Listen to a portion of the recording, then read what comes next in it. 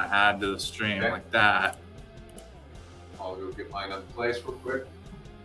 Oh, I guess I'm talking too. They can hear me, so I have to remember to mute. Damn.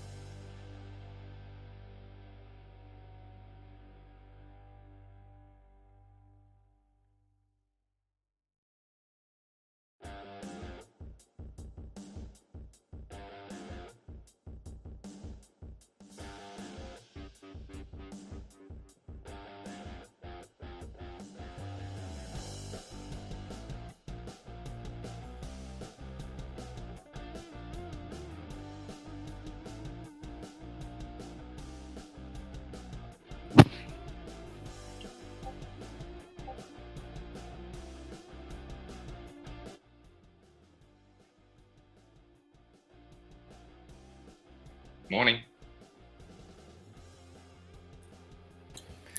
Hey, Brad. All right. I'll go. When do you want me to drop the link for the YouTube stream? I think you should go for it now. That way we can let Yeah. people start trickling in, and then we'll go ahead and start sharing stuff on screen and get everybody looking in the right spot. Yeah. So let me just grab that link.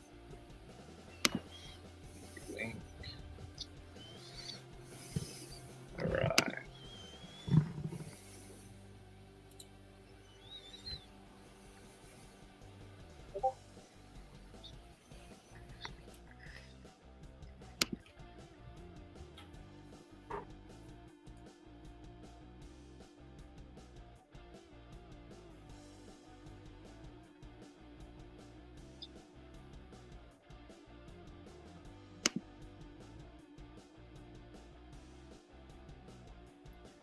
Jeez, my computer's not being friendly. Do you want me to drop it in general chat?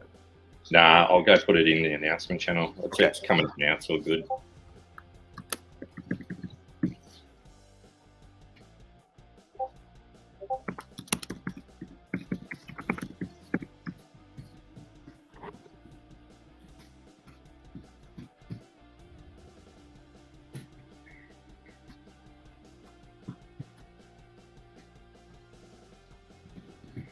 And Brad, if you'd like, you could share your screen. So if you want to talk and control or click around, let us know, and that can be done.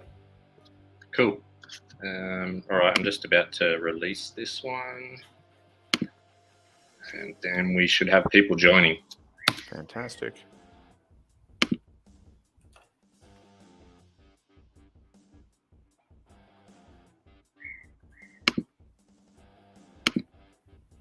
All right, that's out.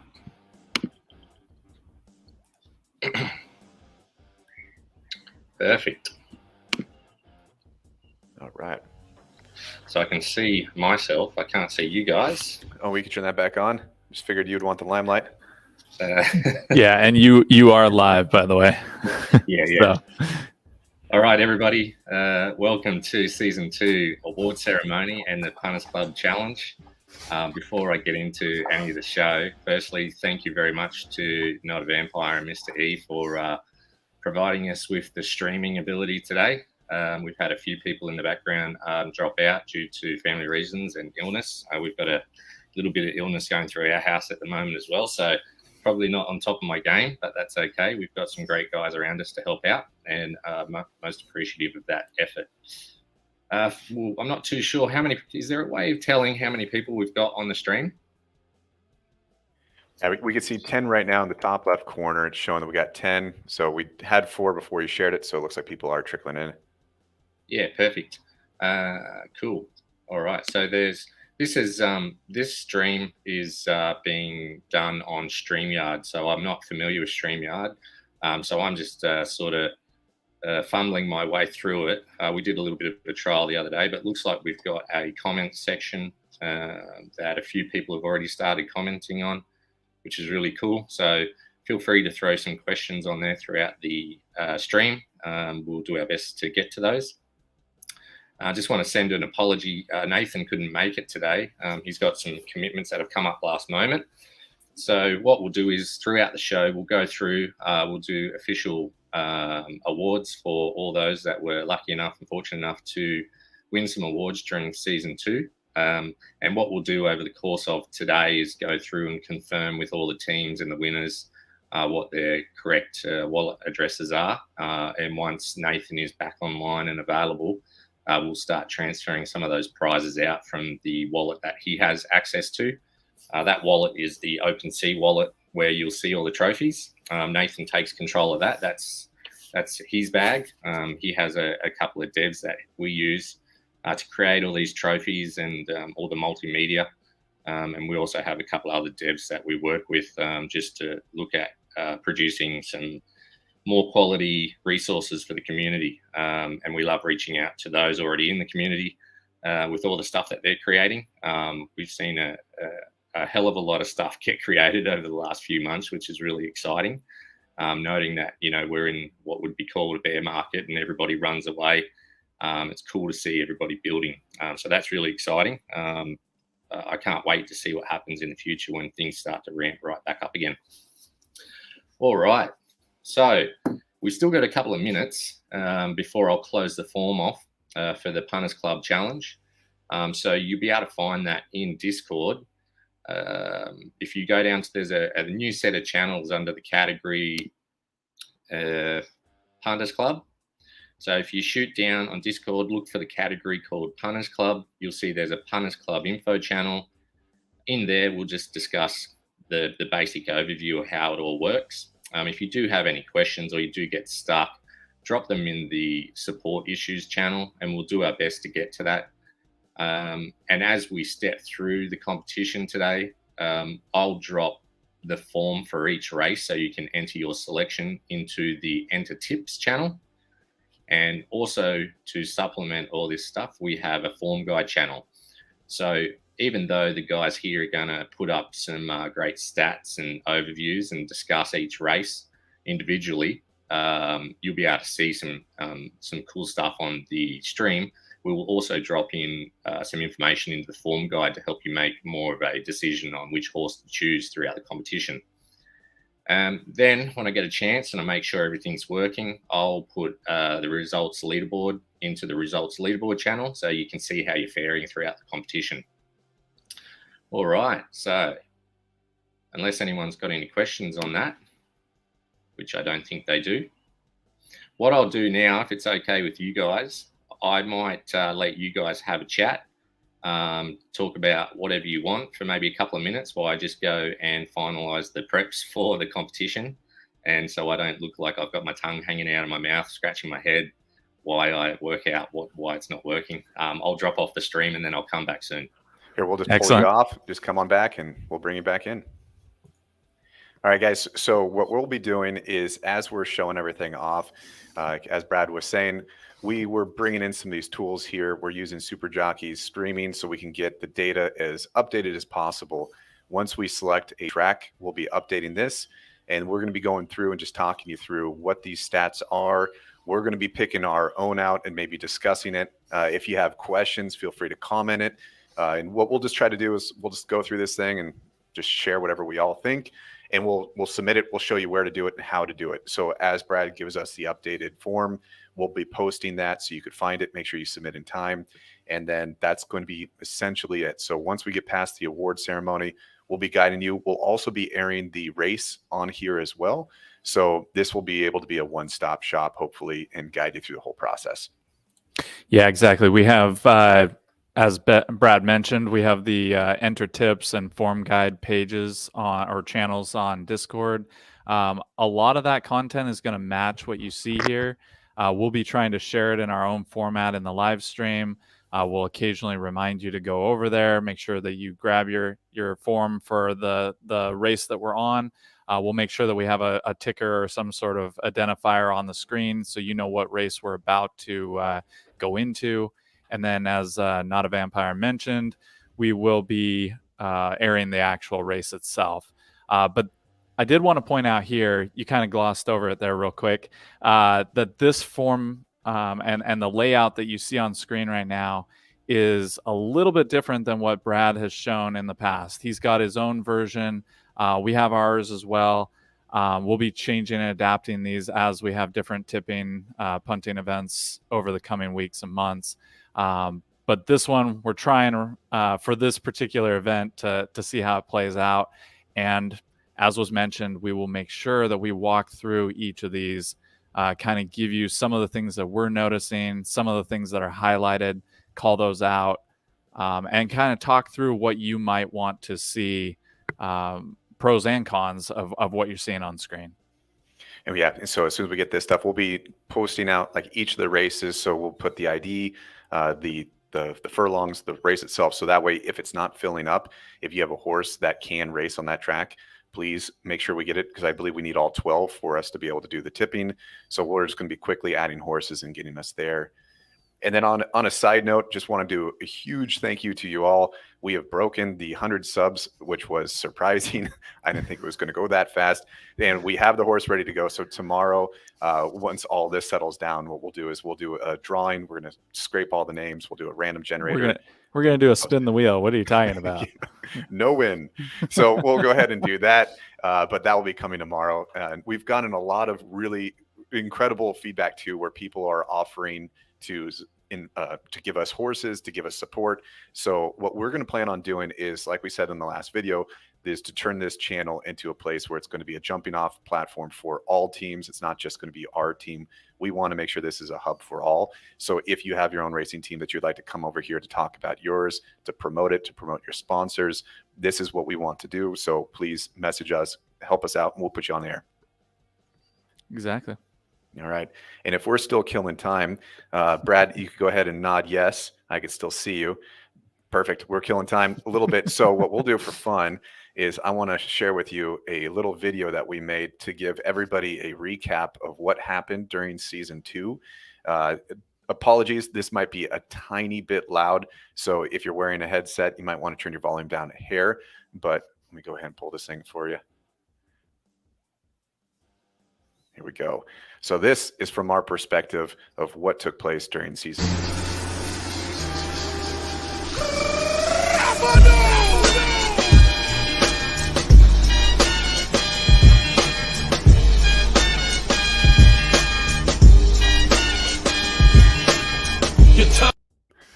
We had to do that fast. So anyways, so that's our little perfect. We love you, Fash. It was good times. That was a really fun season. We're planning on also, and if there's other team owners and managers that would like to participate in this, some of the things that we want to do in the coming weeks is to have some manager-owner conversations where we could share strategies, what is like behind the scenes to run a team. So that way, if people are out there that are interested in doing so themselves, they could hear what it's like. Also, this could be a great recruitment tool because some teams might be a little bit more intense than others. So if you have a personal life and a family and you can't constantly be doing this, you might want to be able to find a team that fits your needs. But the whole entire goal is, again, just to provide you all with that information.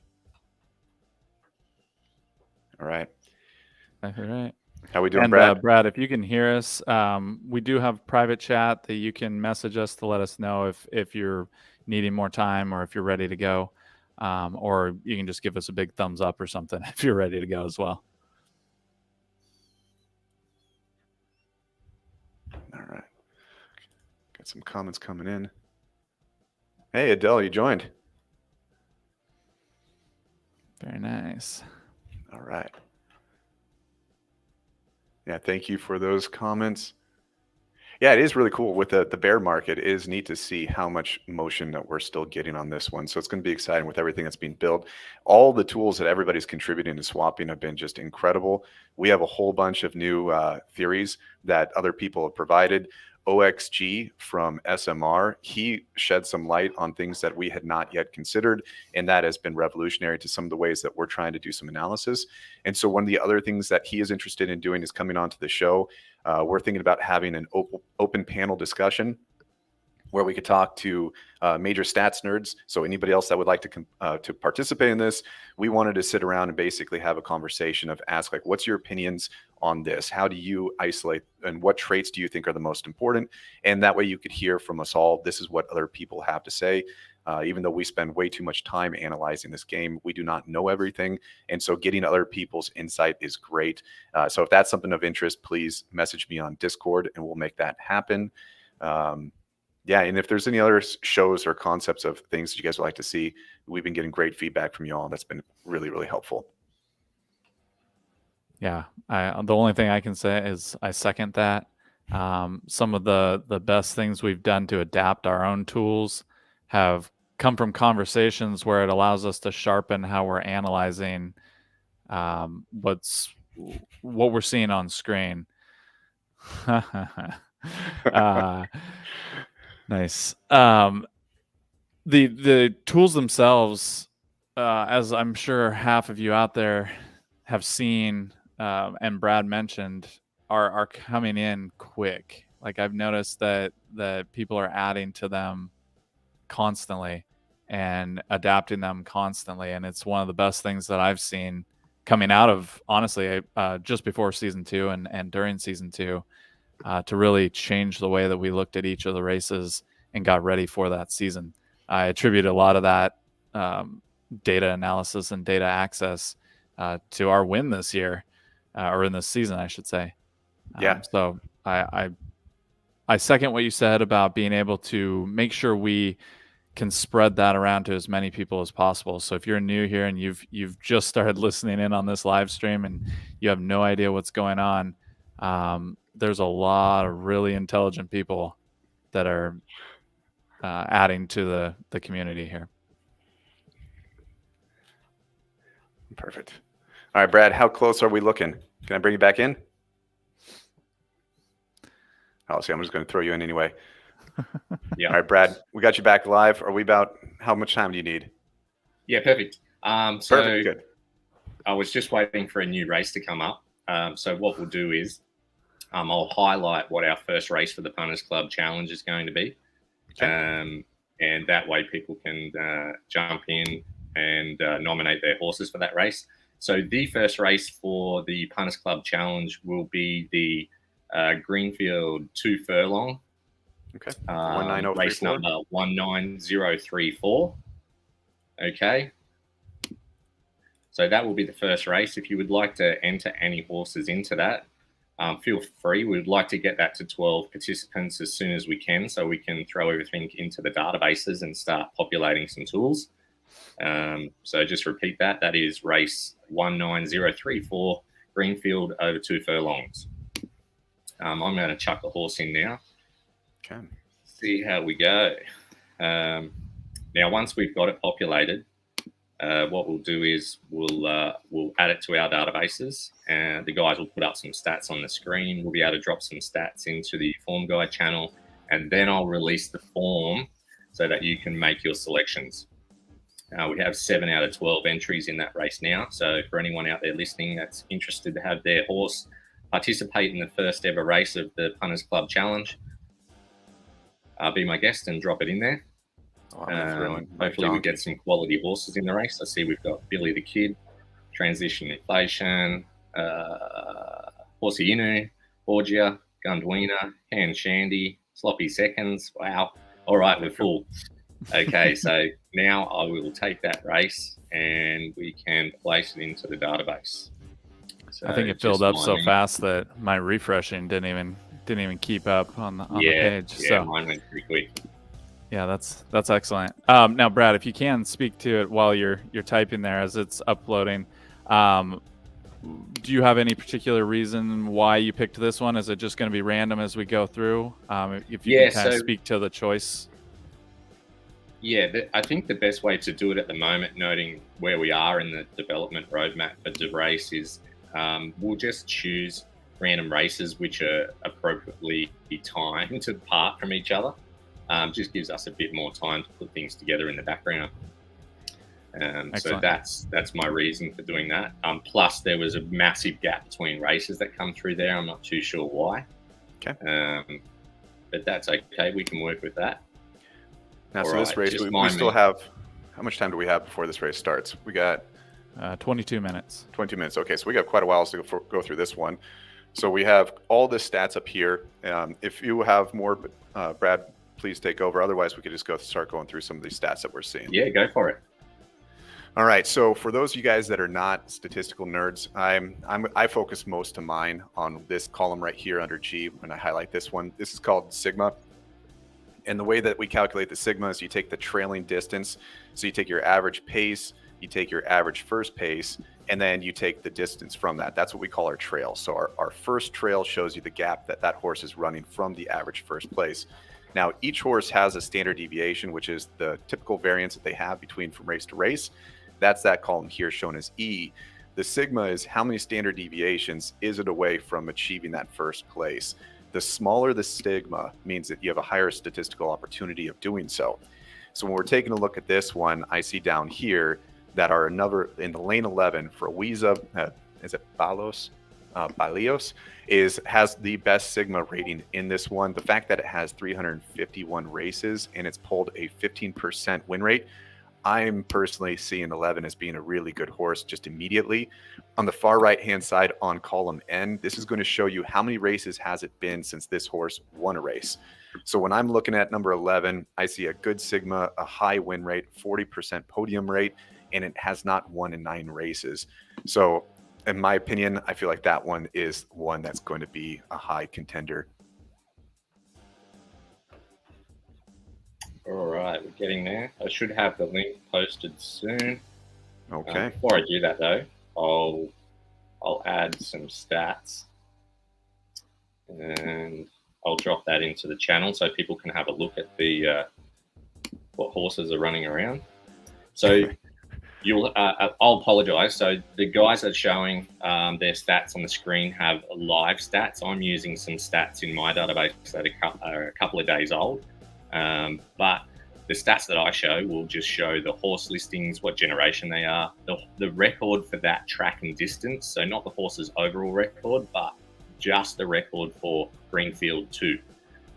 It'll give a win percentage. It'll show their best time and a best time rank based off that field only, not overall, and then an average time and an average time rank for the field only. So I'm going to drop that for the first race now. Get that. Yeah, that's a good horse. Gunwina, that is having the fastest average. That does look good. The sigma is not bad at all. 1.6 is reasonable. So if you take normal distribution, which I do not know if the RNG with D-Race does fall, it should. Most statistical things land on that. But normal distribution would show that within 1 sigma, you have about a 31% chance of it happening. 2 sigmas away, it drops to around 15%. So as you have closer, if you have less than a 1, that means statistically you have a higher than 30% chance of breaking that pace. I could tell you with high confidence, I'd be shocked if Flash Blinder, this was my unfortunate donkey here, this horse does not win very often. So you could see that his is a 2.48 sigma. He's ran it only 6 times, but as you can see, he's never podiumed. If there was odds for a horse, I bet the odds would be very favorable to that one, because if it won, it should get a big kickback. Okay, yeah, so Punters Club Challenge Race 1, Amiga Race 19034. That selections form has now been dropped into the Enter Tips channel. Feel free to give it an emoji to make sure you can see it, and just gives me confirmation that it's all okay. If you do have any issues with the form, just a big reminder to everybody, when you do enter your selection, you must use the exact same name that you used to register with, okay? If you do not use that, then the calculation in the background on my dodgy Punters Club, very poor dev experience spreadsheet will not calculate it correctly, and you will miss out on points. And if you miss out on points, you miss out on the ability to potentially win the competition, which has some really great prizes. Yeah, All and right. just to let everyone know, we have linked that in the comments. If you didn't see that, it's also in the Enter Tips channel on the Discord, which we have on screen there. And can you just jump into the channel which shows the form to see how that looks on screen? Yeah, here, I'll switch over. So I have that one up on my screen here. So once you get in, you have to put your handle. So I'm not a vampire, so I put that in. So now the next stage is I have to pick my horse on this. So once I select my horse, I will submit it. So going back to our tipping one, I want to first verify which one I'm going to go for. I think you should go with Flash Blinder with the 0% wins. Well, I want to win this thing. I don't know if I want to trust Flash. Hey, Brad, can you really quickly just cover the point scoring format so that people can kind of know what they should be targeting? That's a good call. Yeah, so we've tried to keep it fairly simple, and there has been some great ideas coming from the community in regards to how we do this, which we really do appreciate. It's always good to get some different views and ideas, so we can fully collaborate with the community. But we've kept it fairly simple for the point scoring. You can have a quick look through the Punters Club channel, the info channel, and it mentions it in there. So what we have is 8 races, similar to what you'd probably see in real life if you go to the races. They kind of range from anywhere between sort of 8 to 12 races on any particular day. And what we've gone with is a point system We could change this up in the future, but for now, this is probably the best method to use for simplicity reasons. So if your selection wins the race from your tip, you will take home 15 points for that race, all the way down to 1 point for 12.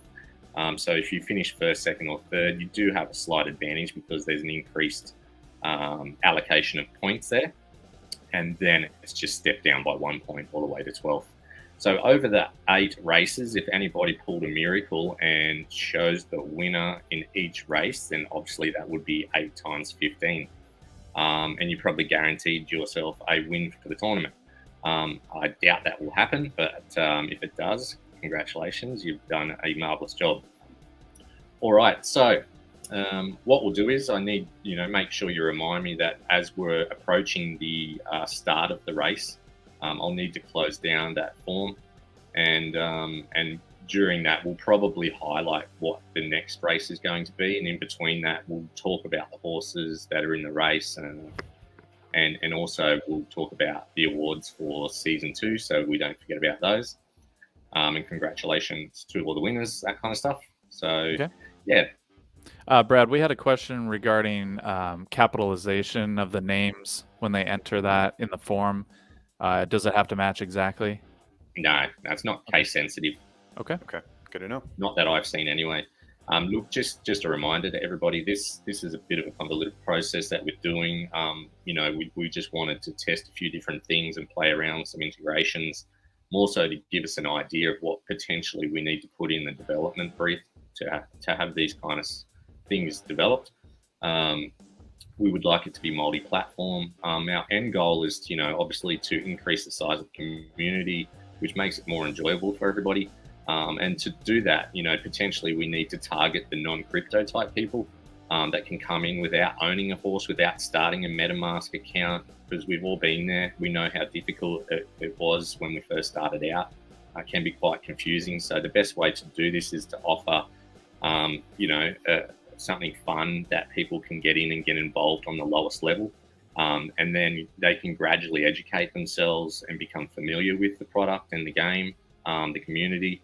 And hopefully, in the long run, they can join teams, they can buy horses and get involved after sort of taking that leap into the crypto world. But everything we do, we'd like to design for, what I say around the household, the lowest common denominator, which is the person with the least amount of knowledge. It's usually me. All right. So let me just go check and see how much longer we've got until the race. Yeah, looks like we have 13 minutes until race 19034. Yeah, plenty of time. Just wanted to circle back around here. This is what the screen was looking like. Not a Vampire was going to switch back over and spend a little time analyzing what the options are again. Yeah. Yeah. Brad, do we have a minute before you want to chat more, or do you want to jump back in right now? No, it's okay. I was just going to have a quick look. So the race time for race 1, we're looking at 6:42 a.m. So what I want to do is probably space them about 8 to 10 minutes apart. So let's have a look. We may not be able to achieve that today because I have noticed that races are coming through in batches. Mm-hmm. If that's the case, then we'll just have a couple of races which are a bit closer to each other. My concern is that we do a 14 furlong and then a 13 furlong, which takes a long time to watch, but we don't want to have too much blank space between races, nor do we want to have it be too rushed between races. Mm-hmm. When invite only races hit the system and people have got their own hippodromes and managing all that type of stuff, we can actually set it up so it's perfectly done, and we have a lot more time in our hands to get the best horses for the best races and time them out at the appropriate time spans and all that kind of stuff. So yeah. All right, so mega race, that's at 6:42. 9 minutes is 6:45. 6:44. All right, we'll see how we're going. If another race pops up soon, we'll jump onto that one. Yep, just let us know. We'll plug it in. Yeah, if not, I might end up going with the Paradise 4 for the second race. Okay. I'll just hold off a sec on that. That's at 6:45. Yeah, you know what? Let's lock in Paradise 4, race 19037 for the second race of the event. 19047. So anyone, there's 2 spots left in that race, which 037. I'm sure won't last long. Yeah, we're looking at 3 races later than race number 1, and it looks like it's 4 minutes later. Paradise Hills. How many furlongs? That's a Which 4. should be fine for the stream. Because the first race is just a 2 furlong, and that will be done and dusted quite quickly. Oh, great. That one filled up quick. Perfect. Yep. 19037 is now full. All right. And then does anybody still want to take a look at any of these stats on here? Does everybody have their bets in? Or if you have any questions about any of the stats that you're seeing, Vash had a really good point. Like when you're taking a look at this, 17 races, that is, in my opinion, still kind of untested. At the bare minimum, I recommend 30. But realistically, we've seen 50 to 100 races before horses start to stabilize. So I see anything under 30 as a complete wild card. I wanted to point something out with that. I think Gundwina was the 5 horse was mentioned as like the fastest average pace, and I noticed that the standard deviation is only 500 milliseconds there. That's a pretty low number actually, meaning that on those 17 races they're running pretty tight. They don't slip and go slow or fast, which can be good or bad depending on how you look at things. We've seen high variance have a really good indicator as a first place horse. It can also run 12th place with that high variance. The tighter standard deviation may indicate that your horse can run more consistently, but it may run 4th, 5th, 6th place more consistently. So it's again just one of the factors when we look at the whole list of numbers up on the screen here to take into account. Well, I think you're seeing that because if you take a look at the standard deviation column, the ones that have the smallest, so in that number 5 spot, Gundwina, she does have more in 3rd place than she does in 1st and 2nd. But when you have the ones that have the wildly high standard deviation, like in the 1st spot, you'll notice that 1st place is pushing a lot higher percentage than 2nd, but 3rd is coming in there. If you have just really good averages, it just might mean exactly what you said. You might have a really good podium horse, but if you're competing for that win, that might be a sign that that horse is not yet aggressive enough on the track that's going to be able to pull that out. Okay, I've just dropped the some stats into the form guide channel for race 2. If anyone would take a look, you will notice that there's a couple of horses there that are indicating that it's their first race. It may not be. As I said, the data for that information is a few days old. And I have supplied the guys on the stream have the updated stats. So that will give you exact data as of only a couple of hours ago, maybe. Yeah, usually it is. So Top Hat asked this question, where do you find the tool? Are you talking about this tool here that we're showing? If so, I literally finished that just minutes before this. So this is not yet public. This was something that we were scrambling to build it. Yeah, as Ant said, this one's not yet released. When Brad was telling us about this, we wanted to quickly build something so we would have a tool where we could throw this out there publicly, quickly. But yeah, I'd be happy to make some of this. One of the other things that I want to build in the toolbox is going to be team management tools to allow people to help ranking and sorting. So more tools, of course, will be coming. Yep, there you go. I also wanted to point out, I think Brad might have mentioned this, in the form guide channel of the Discord, he's including his screenshots for the different horses that are in the first 2 races. So you can take a look at those. That has really valuable information, but in more of a stationary shot. So if you want to pull it up on your own and not rely on the live stream, go ahead and grab that. And then, Brad, I had one question. When I filled out my entry in the JOT form, it does say that only 1 entry is allowed, as if I had already entered that. I just wanted to know if that, just wanted to mention it in case. You couldn't enter? So it says this, as if I had already entered. And I'm assuming that might be due to name matching. And No, it's IP matching. That's what I figured as well. Or it should be, yeah. Yeah. So anyway, just wanted to point that out. I'll keep an eye on it, but if anyone else is seeing that, just let us know, okay? So you didn't get an entry in? I'm not sure when I. I got Well- mine in. I'm wondering if it's because we're on the same ISP. Oh, Oh, possibly. yeah. Yeah. We are in the same office right now. I'd Different suggest rooms. that maybe I don't know if you can tell. if one of you can do it on your phone. Oh, good Oh, call. that would work. Yeah. Not that I'm trying to, tell people how to get around it. But look, this is not the end product. We're not asking you to go and break it today. Multiple entries. Yeah. You could effectively you could do one from your phone, whatever. It is IP. It is checking IPs, and it's nowhere near as good a product as what we would like to have in the future. But this is just for some fun for today. Question there: how many races are we doing? 8. 8 races. Perfect. All right. I'm going to switch over and put the next race into the data system unless anybody would like to take a look at this. Is this useful to anybody still for the current Greenfield 2? That's 19034, correct? Race number 1. Yep. All right, 10 seconds. Otherwise, I'm starting to switch things over.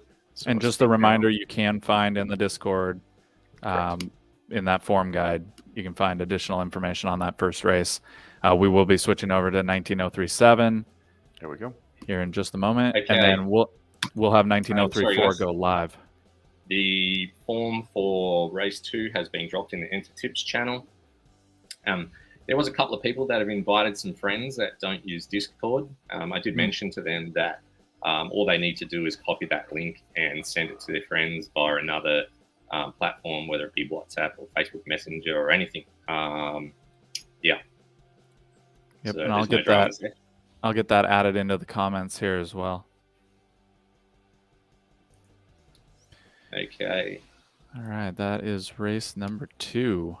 Okay. How long until we've got another 6-7 minutes? I believe 4 minutes on the first race and 8 minutes Oh, on yeah? the second.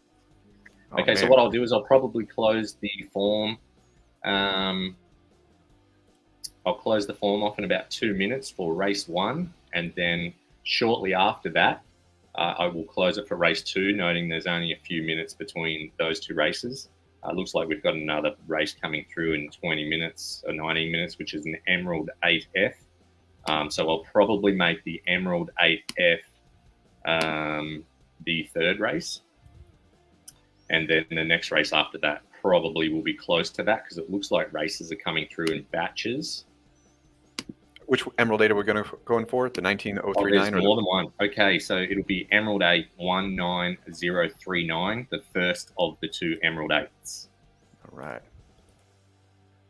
I couldn't get Scondard in that. Darn. I'll put him in the different All right, one. last chance for you to get your tips in for race 1. I'm just about to close the form in about 30 seconds. All right, so Form 2 is now open. All right, so I'm going to flip this one back over in the meantime since we have 2 minutes on that. So this is for the second race, and if the owner of Kaiser Sose is on, that horse is off to a great start. The 11 is the only thing I don't like, but holy smokes, you're at less than a 1 sigma. That's incredible. Lane 4 is looking good too, but man, I always like to first go to the person that's the most veteran. So the number 5 pulls my interest with a 14% win rate. It's been 4 since they've won. We got some Justin Bieber. Man, you've been on a long losing streak. 37 since you've won your last one. Okay, race 1 is now closed for entries. Hopefully everybody got them in. One moment. Let's just make sure I've done that all correctly. That's not a bad idea. So we talked about this a little bit too. Fash is asking a question if we can make sure that we get horses that are known so you have better betting history.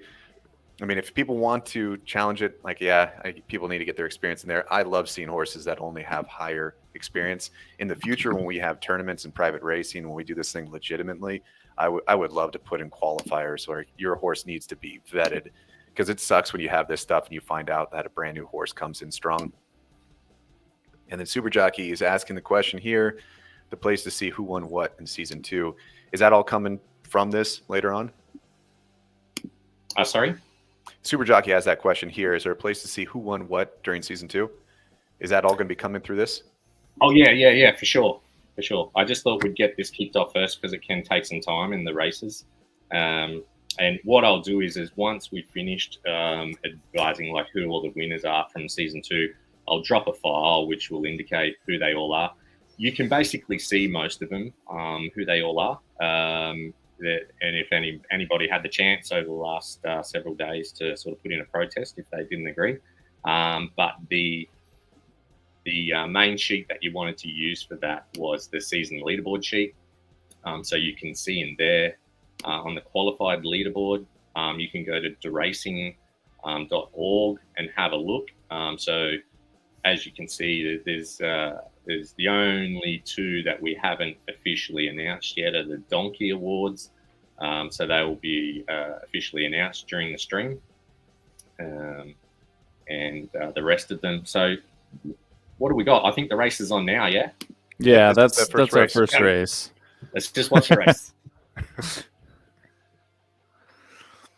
While we're watching this, here we go. Who's won it? Horsey Flashlighter got Inu. 3rd. Wow. Horsey Inu. So anyone who chose Horsey Inu is going to take home 15 points for the Punters Club Challenge.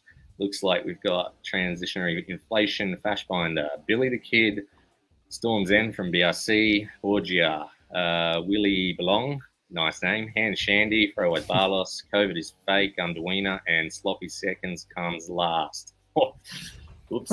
Okay, perfect. So just so everyone knows, it is, in my opinion, really valuable to have a race caller calling big events like this. So I reached out to our race caller who has done some stuff for us in the past. Unfortunately, he couldn't make it today due to work commitments, but we do have him penciled in for future days, and we will run them possibly on a weekend at an appropriate times so that people from all around the world can enjoy what we've got on and what we're putting on show here.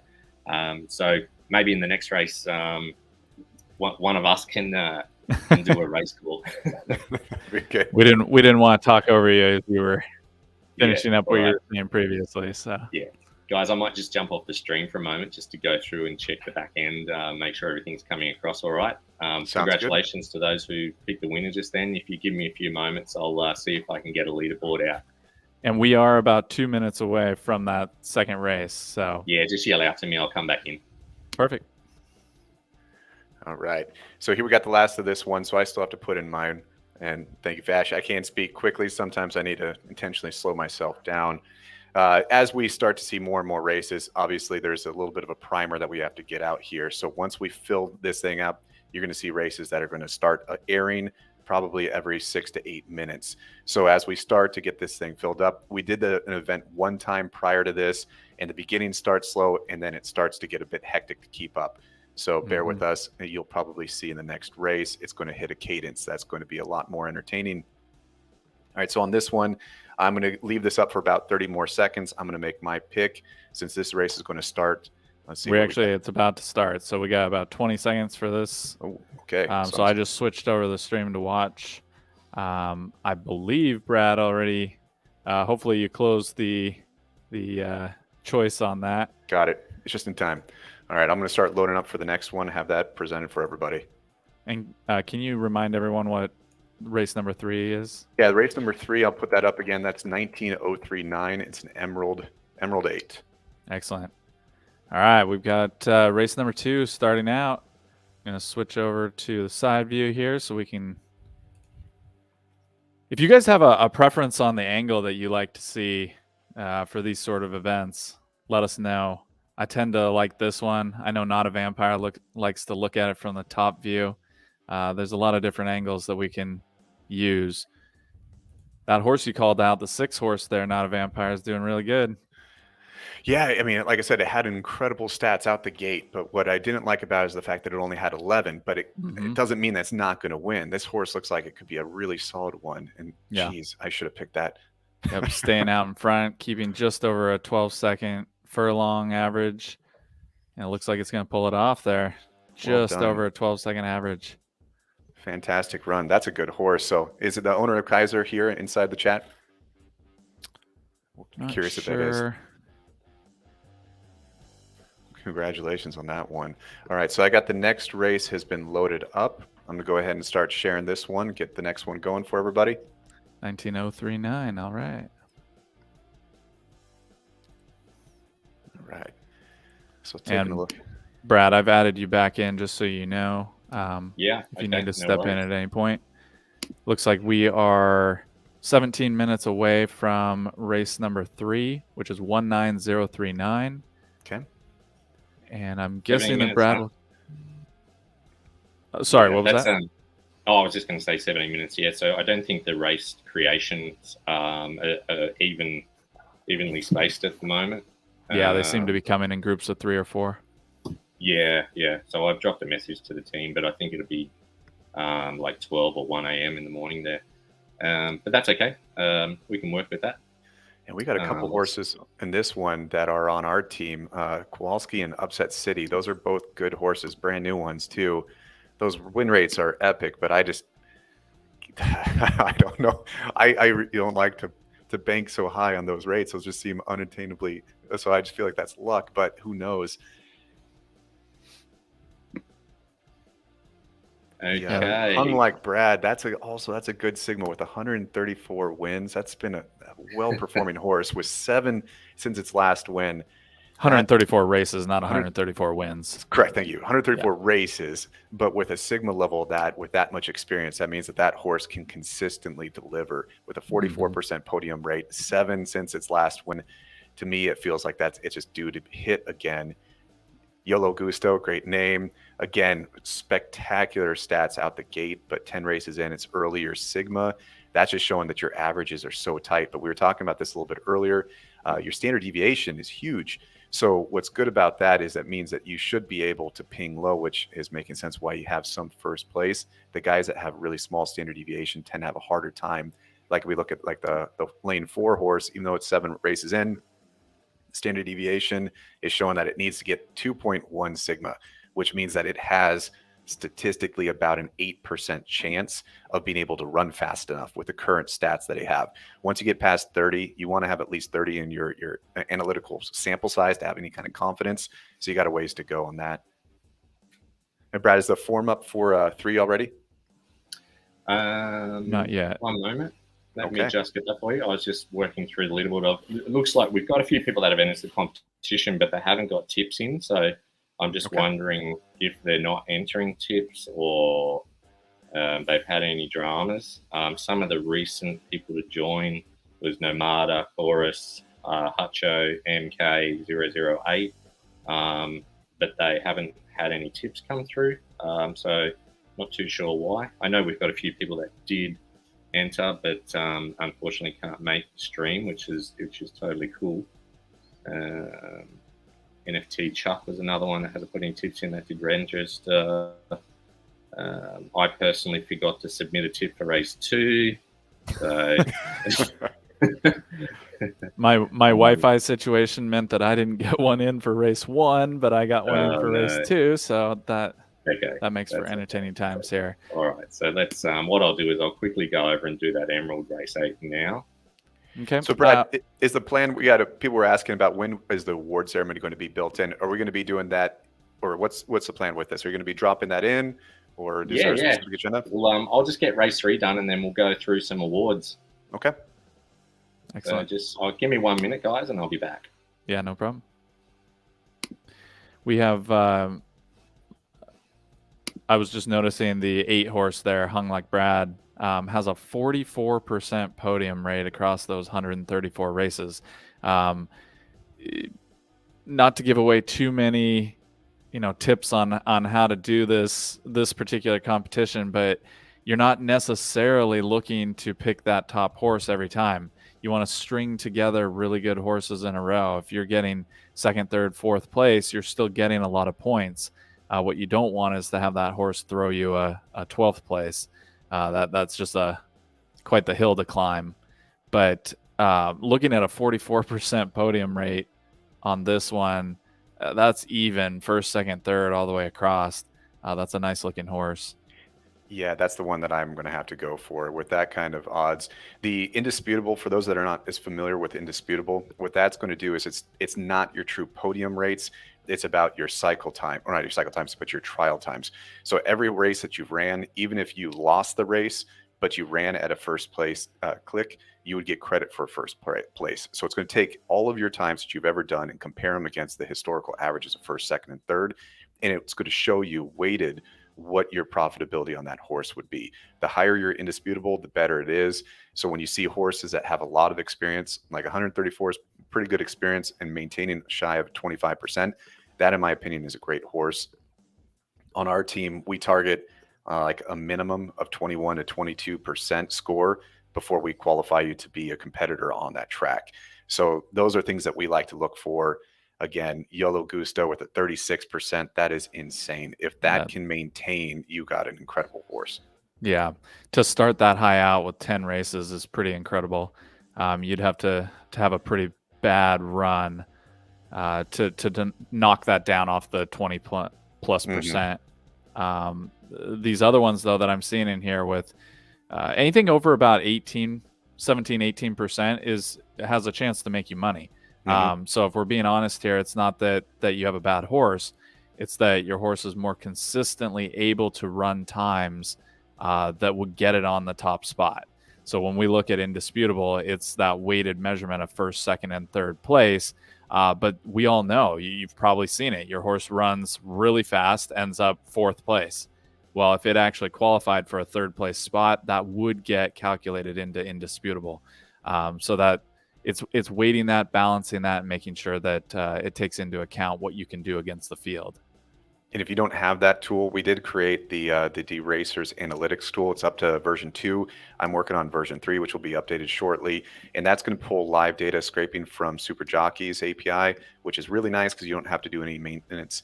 And when you type in any ID of any horse, it's going to show you the indisputable scores across every furlong on all 3 surfaces. And that's what we like to use the most when we're analyzing our horses. So if you're out there and you're trying to figure out where you should race, Fash called out again, 10 races. We want to see more and more and more. What I like to do is if I feel like I have a horse that is making me money, I will then go back and I will hit all my races and try to climb them up. But that's a good sign. If you're getting a good indisputable score, hit those tracks, keep going until you see it fall below sub 17. And that's a sign that that horse is just not good on that track. All right. I know that Brad just dropped that link in for those that are seeing that in the Enter Tips channel. I'm going to add it here. Race 3. This is our form in the comments. And that's, again, the Emerald 8, race number 19039. All right. Do we have the number 4 set yet, or are we still figuring that one out? Number 4, yeah, I can get that. One moment while I just move across. Looks like, at least from what I'm seeing, that there's no new races that are coming in. We do have a few that are closed. They'll be happening right after race 3. Okay, Unless we've got that. What come after the second one? 705, we've got a race. Okay, we might be able to squeeze in, let me just check, 706. We could do the Emerald 9. We'll make 19042. Yeah, we'll make that race number 4. Okay. 19042, okay. Emerald 9. 19042. Okay. Yes, I'm really looking forward to when we can do invite-only races. I mean, because, you could highlight, maybe just do dirt and do 2, 3, 4, 5, 6, 7, maybe a smaller competition, but invite all the best horses into it, set the timing of the races appropriately. You can populate all the race fields and data and form guides and all that prior and release that well before the event. And it just helps with planning and organization. And we're nowhere near that yet. And I think once we do, I think we're going to have some really cool resources and live streams come out. It's going to be exciting, that when you've got the ability with bots to kind of go through discovery and then find out what's good, and then you have automated racing in regards to tournaments, through invite-only events with some live streaming happening and some tipping tournaments. It's going to be a lot of fun, you know. I agree. All right, so how All much right, time do we have before the next airing? I'm loading in race number 4, and I'll be sharing those stats shortly. Yeah, so race 3 is happening in 6.5, 7 minutes. Okay. I've got that up on the screen ready to go to view here in a couple minutes, but do you still have those notes up on your screen there, Vamp? I've already moved to the next one, so this is Okay, going to you be have for moved. race Okay. number 4. Okay. Hey guys, while I've got everyone there, what I'll do now is I just want to go through and officially congratulate the owners of the following horses who achieved the fastest times in the open class competition. For info, we had about 560 plus horses entered into the open class competition, and the fastest horses over the distance as follows are Cabernet from DERC Elite Racing Club for the 2 furlong, over 3 furlong. Owens here, again from the DERC guys. 4 furlong was Lunk, once again the DERC guys. Fastest over 5 furlong was Holy from Team Fashbinder. Well done. Iron Pearl took out the 6F fastest time by average jockeys. Then we had Borna from Usain Colt Racing, took out 7F fastest time. Iron Man from Team Fashbinder took out the 8 furlong. Queen Laquifa from the DERC guys, the 9 furlong. Caramel from Average Jockeys took out the 10 furlong. Flower Parker from Team Fashbinder took out 11 furlong. Dolgely from King Racing, great to see King Racing get on the board, took out the 12F fastest time. Average Jockeys with their horse Drimmer took out the 13F.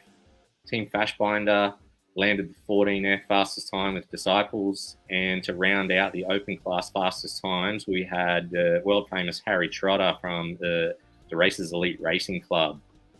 Well done to those 15 horses and owners. Just ensure that you populate your team rosters with the wallet addresses. And when we can, we will be sending you out a trophy that is listed on OpenSea under the DERC Army Awards wallet. So that will be sent out by Nathan once he's available over today, tomorrow. Cool. All right, I'll finish off getting race 4 put in, and then we'll move on to another ceremony. Sounds good. And Mark, how much time do we have before we air that next race? We still have 4 minutes for that 3rd race, so why don't you go ahead and start talking about the 4th race and who we've got in there. All right, so in this one, man, we got a veteran in lane 1. The 518 races is what I like seeing, and 12 wins since the last, of course, 12 races since the last win. So this horse puts up a 17% first place average. So the fact that it hasn't done it in 12, that's like 7%. So it again, another horse that I think that's due. That's what I like to look for. It's not lit up on any of the indicators, and I believe that's because it is such a veteran. It is hard to maintain those best stats when you put up that kind of volume. But a 1.2 sigma with those kind of numbers is a very reliable run. So the other horses that stand out to me, ones that I recognize quite well. So we got Hash Finder, which is one of our teams. That horse did really well in season 2. It hasn't had too many races on this track, but it is a fast horse. I know that. Yield App, I know that's Fash or Fash's team. I see that one out there pretty quickly. And again, it's holding at 12%, which is decent, 33 race experience. The ones that I'm looking out for the most, though, is Sewer Rat. I remember seeing that one out there with 56 races, maintaining a 21%. That is stunning. 21% first place. That's incredible. First place. That's amazing. The fact that it has never took a 3rd place. The horse either wants to win or doesn't care. The sigma level of a 0.97 means statistically it's about a 36% chance it can run fast enough. So that's a sign that it competes with some good horses and still can maintain some victory. So and it has that incredibly high standard deviation. So that variance is exactly what we were talking about. You're getting first place or you're getting 12th place. 100%. And that's not a bad thing, especially in a competition where you're trying to get first places. Yep. But in this one, again, you're looking for that upper half. You want to be in that 1 through 6 if you can to score the most points.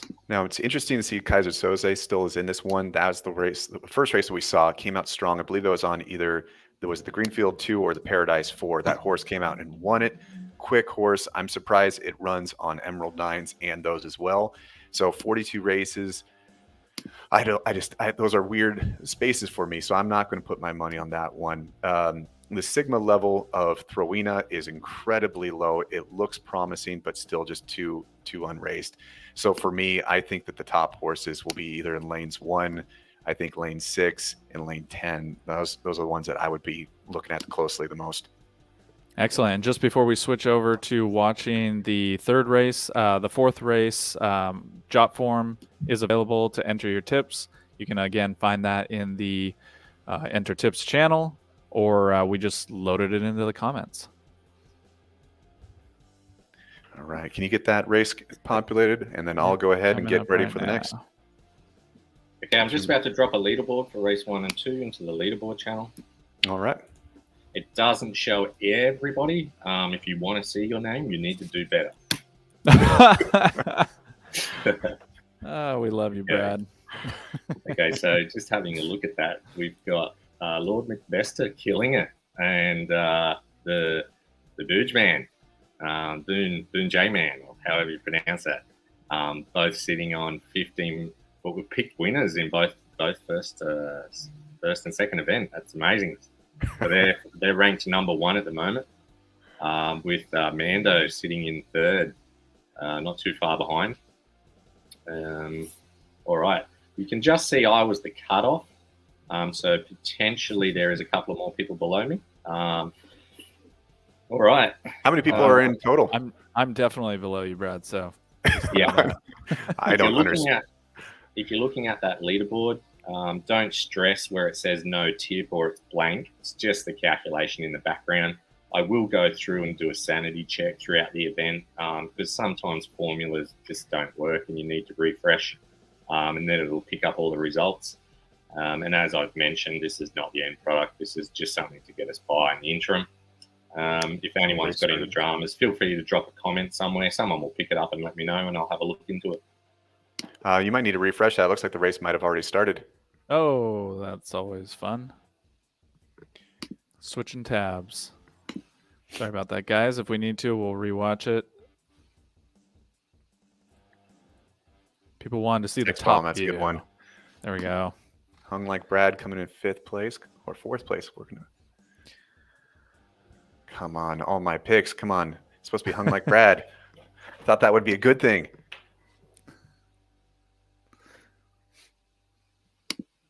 Apparently, I don't know what I'm doing. All right. Do we have number 5 picked out, Brad? All right. Number 5, yeah, I'll just do that in a moment. What do we got there? So, Sex Bomb has taken it out. Dragon Slayer, Drimmer, and what do we got there? Durley, Fenwick, Upset City, Best Bower, Hung Like Brad, Dol Gilly, Kowalski, Yolo Gusto, can't really see it, and hurrah.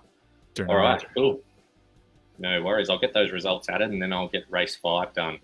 Just give me a moment, and then we'll do awards for some other events for season 2. I'll just drop off stream for a second. I'll be back in a second. Yep. Sounds good. Hey, Not a Vampire, do you have race 4's data still up on screen there? I believe so. This is what I have. Oops. There you go. I believe this is that same one. So if I go back to this, was race 4 19042. 19042? Yeah, this is race 4. All right, and this one may be coming quick if I remember correctly. Okay. So the one I ended up guessing on this one, I had to go with Sewer Rat, but I've been missing all of them. So my guess is it's going to be something else. Yeah. I don't know if Brad closed. Here, okay, you're back in, Brad. Did you close that 4th race one? 4? Yeah. We're about 30 seconds away. Yep, has been closed right now. Perfect. Thank you for the reminder. All right, and I will admit I picked horse number 1 here, going with the veteran. Yeah, that's a good horse. Yeah, hoping that if it's keeping with the trend that I've chosen so far, it'll probably end up about 8th or 9th. I know. Yeah, my apologies if I picked your horse, because that means it's doomed. I'd like to see Hash Finder pick it up. It's always good to see our team going strong. All right, let's Hey, go. welcome, Charlie. Top view. There's my sewer rat. Let's go. All right, Crazy Horse out in front. The 9 and 10 horse in those top spots. And the Got some veterans good reaction times. falling back. So what I always like to see when they cross over the furlong, I'm guessing you've all figured out these little tricks, but I care mostly about the 12-second furlong. So the fact that it's still divisible by 12 and it's still right there, it's like, okay, 24. If it stays at 36 something, it's usually a good pace. The moment I start seeing that drift up away from that 12, it makes me worry that's going to drop. And it accelerated. So if we can get below 48 seconds, Sewer Rat and Dirty Sanchez, those guys are running fast. We also like to see, in this case, Sewer Rat and Dirty Sanchez jostling for those first and second place. We know that if your horse gets way too far out in front, that it's not going to get that acceleration into the final. Oh, this is looking good. Furlongs. So we got Dirty Sanchez has snatched the lead with Throwina chasing down hard as well. Sewer Rat, who was the leader for the first half of the race, has now fallen back into third with Hashfinder following up in fourth place. Crazy Horse with some great stats is sitting fifth midfield with Paradise, Central Bank. Horsey Inu following those. Kaizu Saw, Yield App. Gloria Wishart, which has an amazing record, is at back of the pack and possibly hasn't got the variance from the dice roll on the side today. Rounding out the 12, half is Sweet something, I'm not too sure. Back to the lead, and Dirty Sanchez has got a few lengths on its competitors of Hashfinder and Suruat, who are batting out for second. Crazy Horse is now sneaking into the picture, trying to get a show. We got Hashfinder catching up. Rounding out the top six. Kaiser Saw has now squeezed into the top six, and the winner, right on the line. Wow. Hashfinder has snatched the victory from Dirty out. Sanchez. Crazy Horse rounding out the placings in third with Surat, Paradise, and Kaiser Saw. Look at that photo finish, nearly the six, beating the two home. What an amazing race there. That's what we want to see at the end. Some excitement. Perfect. 100%. Right. Well done. Brad showing up with his sore throat and sickness, delivering. Yeah. Let me just choose race 5, guys, so I don't hold everybody up. Yep. Now I we've sure got hope. lots. Is Hashfinder still on our team, or did Addie go and sell that horse? That's a great question. All right, number 5. Okay. What do we got? Benefit 6. Okay, what I might do. What time? I got 7:08, 7:26, 7:25. We'll do race 5 as Greenfield 6 furlong. It's the 19044. The race is closed already, so I'll just populate that into the database. All right, I'll get that loaded as well. And as I suggested in the previous race, my choice definitely tanked and ended up in the bottom half. So if you're listening to me, go the opposite direction of whatever I pick. Yeah, I got 4th place on that one, so that was probably one of my best placements so far. All right, this race 19044 is going to be happening in 15 minutes. Yeah, that was pretty impressive, Brad. What time is it for you? Yeah. You got. I don't really want to sign myself up to another task, but I can't help myself sometimes. All right, so as we have this one here, I'll go ahead and load this up.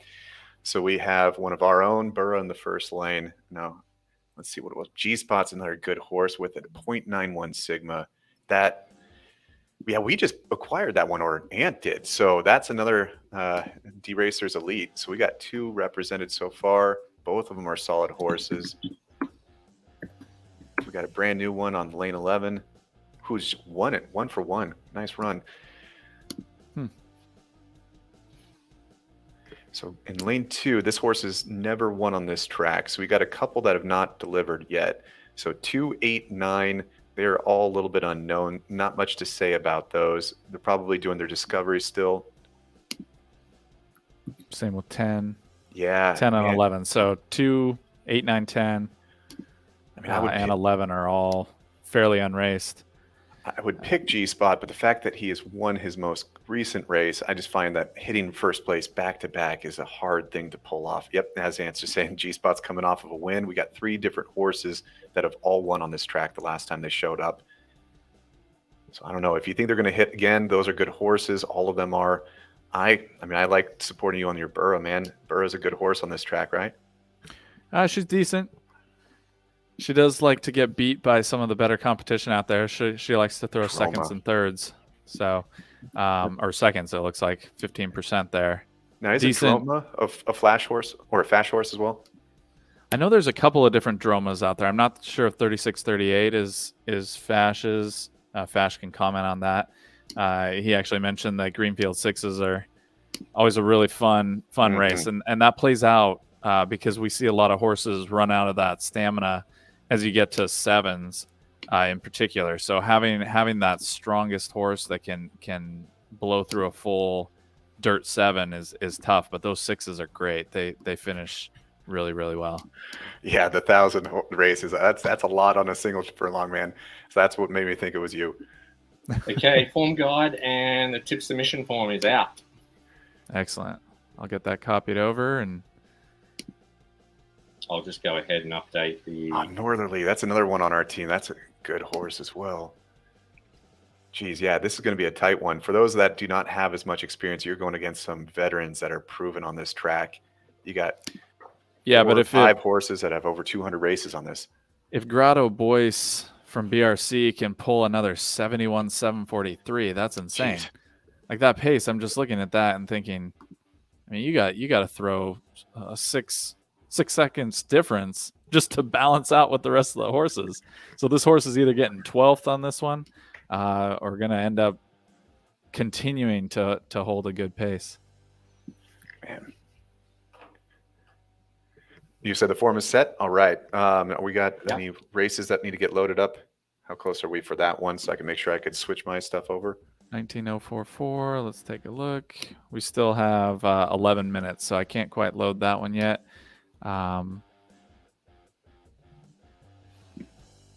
Brad, you've got a little bit of time at this point while people are entering if you want to do any more awards. Yeah. Here, let me see. So I'm just going to go through race 3 and 4, make sure we've got everything entered okay. All right, well, while you do that, I could answer a stats question if you don't mind. I could buy you a little bit of time. Yeah. That'd be perfect. So when I zoom in here, I'll make this a little bit more visible so that way I could explain this a little bit more clearly. So here we got the average pace. That is, of course, what it sounds like. The average that this horse has done on this. Then when you take the average first place and then you subtract these two values from it, that's going to be what we call your trail. So on average, G-Spot is 984 milliseconds behind. So 0.98 seconds behind first place on average. So then what we do is the standard deviation is a statistical, it's the variance from every single race, how far are you away from your average. The wider the standard deviation is typically a good sign that your horse can run super fast. If you have a really tight standard deviation, it means it's going to fall in the same pitch pretty often. So the sigma is if you take that trail and you divide it by standard deviations, how many standard deviations away are you from achieving that first place? Now, one standard deviation away is approximately 31.5% chance that you're going to do it. 2 standard deviations is about 12.5. 3, it falls down to about 2%. 4 and below, it's even harder. So when I see the sigma values of less than 1, that's a sign that statistically you have a greater than 30% chance that horse is capable of running at a first pace click. Doesn't mean you're going to win it because you might be running against others that are also running super fast, but that just means that you have a higher chance that that's going to happen. Backed with a horse that has a massive amount of experience, it is hard to keep your sigma low. And so if you could run 300 races and maintain a low sigma, it just means that horse likes to win. And that you could see followed by first place is its most common placement, next is second, and next is third. That is my favorite way of seeing a horse. If you see third's most common, then second, then first, it usually is a sign that your sigma is too wide or your standard deviation is too tight. And it just means that your horse doesn't have that last bit of closing to get you past that first place.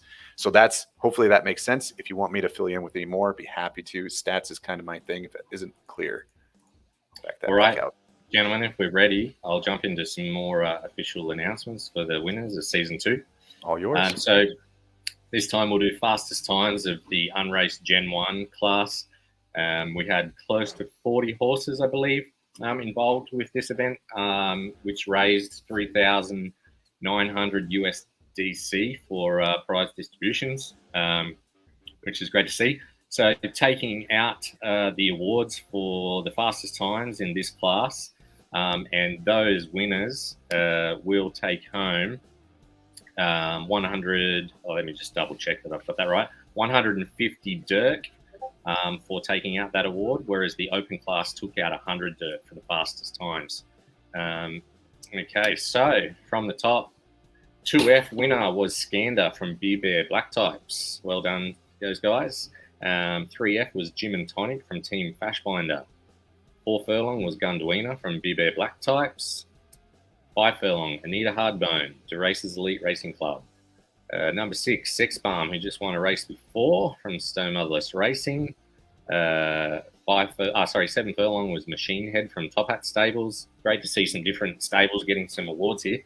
8 furlong, Yellow Gusto, Stone Motherless Racing. 9 furlong from Team Fashbinder was Dermo. 10F, Tika, is it Mahani? I'm not sure how to pronounce it correctly, but anyway, I should know. From Stone Motherless Racing, I believe that's a relation to Season 1 champion. Was it Tika Masala? Yeah, that's right. I knew. Okay. 11 furlong was Dermo from Team Fashbinder. Soma from DeRace's Elite Racing Club took out the 12 furlong. Skander, the 13F from Beer Bear Black Types. Those guys did pretty well, actually, in the Gen 1 class. I'm excited to see where the Beer Bears go in future seasons. It looks like they're creating a really strong team.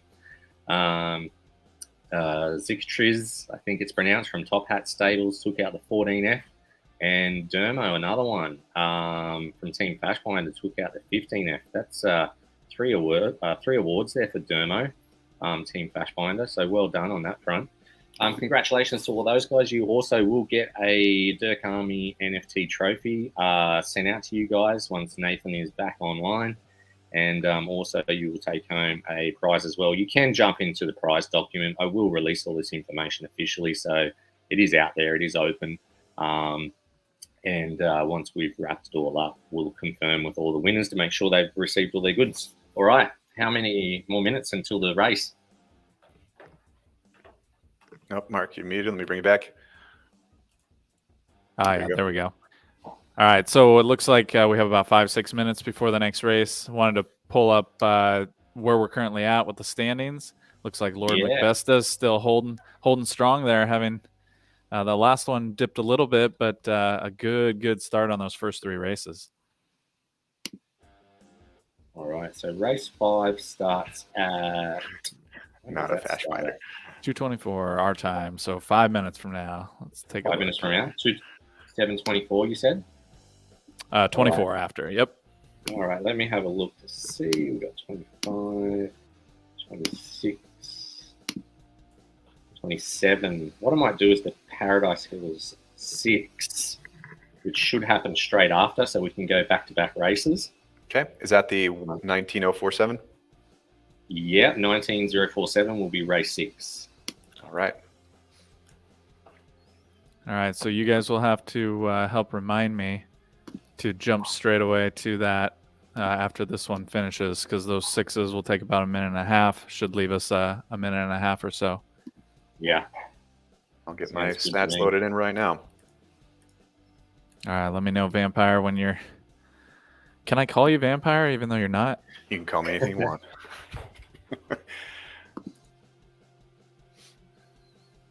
I know all that you were listening just heard that. I can call him whatever he wants, whatever I want.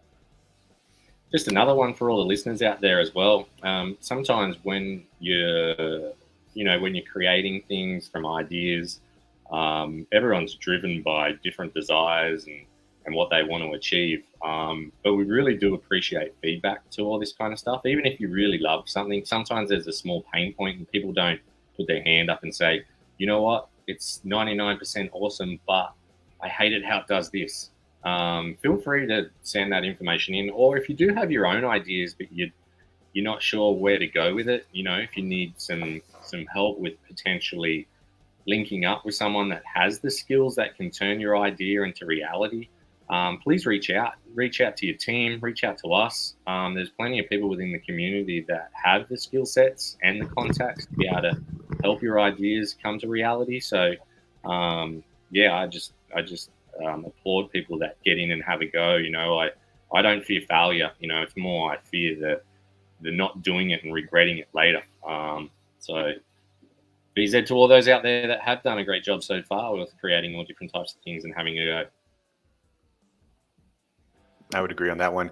I mean, shoot, we did that live stream where we were doing our own just generic betting because we just wanted to do this. And that was about 5 weeks ago. I recognized some of the names of the guys that were in there with us, and that was as cumbersome as could be, shooting a projector with a stream. We didn't know how to stream, couldn't get the audio to work on two different things. So it seems like this whole entire ecosystem is accelerating, which has been a lot of fun. All right, Not a Vampire. You've got about 2 minutes before this next race. So if you want to talk about the 6th race and what data you've pulled up there, you got a minute or so. Okay, you got it. The one that stands out the most to me, which makes no sense, is the number 4 Exotic Glass. So that has 84 race experience with a 19% chance of winning. It has not won in 27 races. So that means it has about a 3%. In the last 27 races, only won a 3% rate. So the fact that it's maintained 19% over 84, it is either in the worst cycle ever or it's about to come out of a cycle.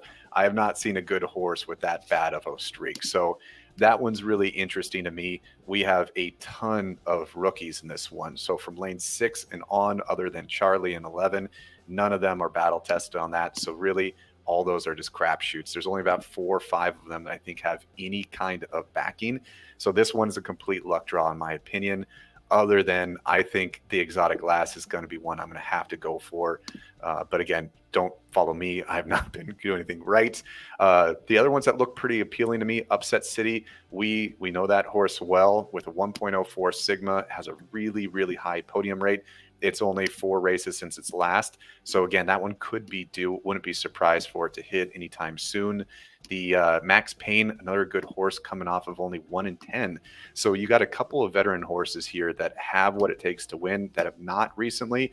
Don't know if it's because they were doing something else during the competition, if they were going up against some really high hitters on that. And now that things cooled off, maybe they're going to be able to deliver. Brad, I just want to say real quick before we switch over, you'll want to get that Form 6 in really quick because we've only got 4 more minutes before that one and only 1 minute. And got it now. I'm just dropping it now. Perfect. Vampire, Nothing can you add that to the commentary? Yep, I will if you do that. have it. If not, yeah, we'll get this going here. Race 6 form for submitting your entries is now in Discord. Got it. Yeah, that won't be only open for a couple of minutes and then have to get closed up. So make sure you get your picks in quick. So we got that one in there. It's on Discord. So yep, definitely get in. And here we go with race 5. All right, race 5. Off and running. Who we got up there? The opponent from BRC with Brimmer battling out, has taken the lead, is zooming ahead with 2-3 lengths on its competitors who are tightly packed. We've got Buria Northerly, Katana, which is well known through the circles of the races. Hitting the front is Northerly now with tremendous speed, but being joined by Droma and opponent from BRC.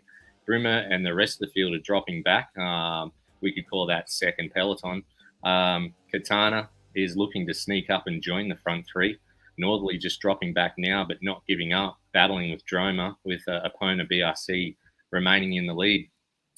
Going back through from the bottom up, we've got Gorm, Wiener, Brumo, Grado, Boyce, Skander, G-Spot, which is not looking the best today, but still has a couple of furlongs to try and bring it home. Bordeaux, Gitana still sitting there somewhere in the mix, but it looks like the 2 up front, which is opponent BRC and Droma, are going to battle it out to the line. Not too sure if Northerly or Katana can reach them today, but look at them go. Droma, they're both fighting, and at the line, it's hard to tell, but it looks like opponent from BRC has taken the win from Droma. Katana has come home to continue its run of fantastic placing rate. Well done to those 3, and well done to anybody that did happen to pick one of the top 3. It's going to boost you up the leaderboard. Mm-hmm. Very nice. All right, I got to switch over real quick here. Are we ready for race 7? Race 7, not yet. I'll just close off. How long have we got until race 6? 19047. Race 6 is loading now. We have 1 minute. 1 minute. Yep. All right, so I'm just about to close the form on 6. All right, and get ready to talk fast again, Brad. Yeah, this All one, right. I gotta say, I bet on Exotic Glass. That streak of 27, that's got to end now. Okay, tipping race number 6, Paradise Race 6. All right, where's the 2 furlongs to save my voice? I'm glad it's not 15. Yeah, who's picking these? 14. What do you got? Just over 30 seconds to go. Let's have a quick look through the field. So, aptly named Sex Bomb is running from barrier 1 with Max Payne out of 2.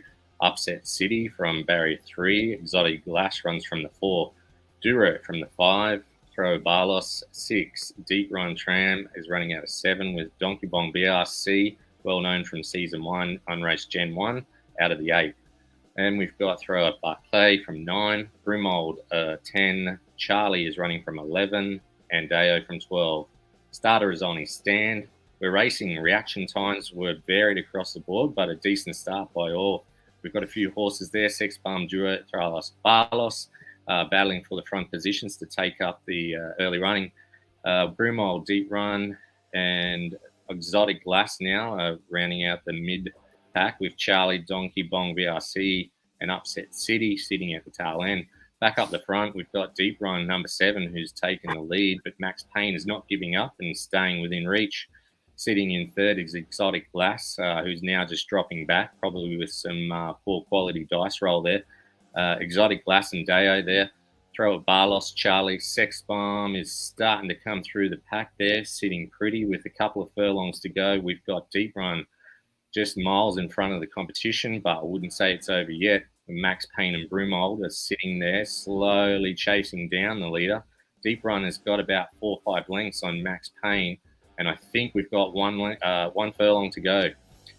Looks like this guy's going to run away with it. Max Payne is probably going to take second with Brumold rounding out a third. We've got a huge amount of speed coming out of Max Payne at the end, but Deep Run runs away with it. Well done to the owners of Deep Run, and anyone who selected that, you're taking home 15 points in the Punters Club Challenge. Congratulations. That's his first victory on that track. Wow. Man, all right. All right, guys, I'll go populate races 5 and 6. I'll just jump off the stream for a moment, and then I'll be back soon with race 7, and we'll do race 8, and we'll do some awards as well. All right, sounds good. 7, we will pick. Yeah, we'll be picking that one shortly. Do you still have the data up from the last race there? Yeah, this was the one. So this, our number 7, the D Run, that's the one that won. So that's impressive. 9 races in. So again, it's one of those things where you can't really tell when you have 9 races. A 2.06 with any kind of experience with the Sigma level would indicate that this horse is not solid there. So this guy, that was definitely an upset. It was a great pace against some really good horses too. Mm-hmm. Yeah, I noticed that that was one of their fastest runs. To be able to hold that, I think you mentioned the point that there's a 2 sigma difference. That's incredible. Yeah, standard deviations when you have just a handful of stats, though, like you know this. So if you only have 2 or 3, the standard deviation really is kind of an irrelevant term. Once you get past 30, that's where that thing starts to become useful.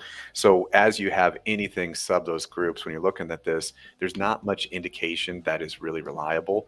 But like as we look higher up, Max Payne came in 2nd place.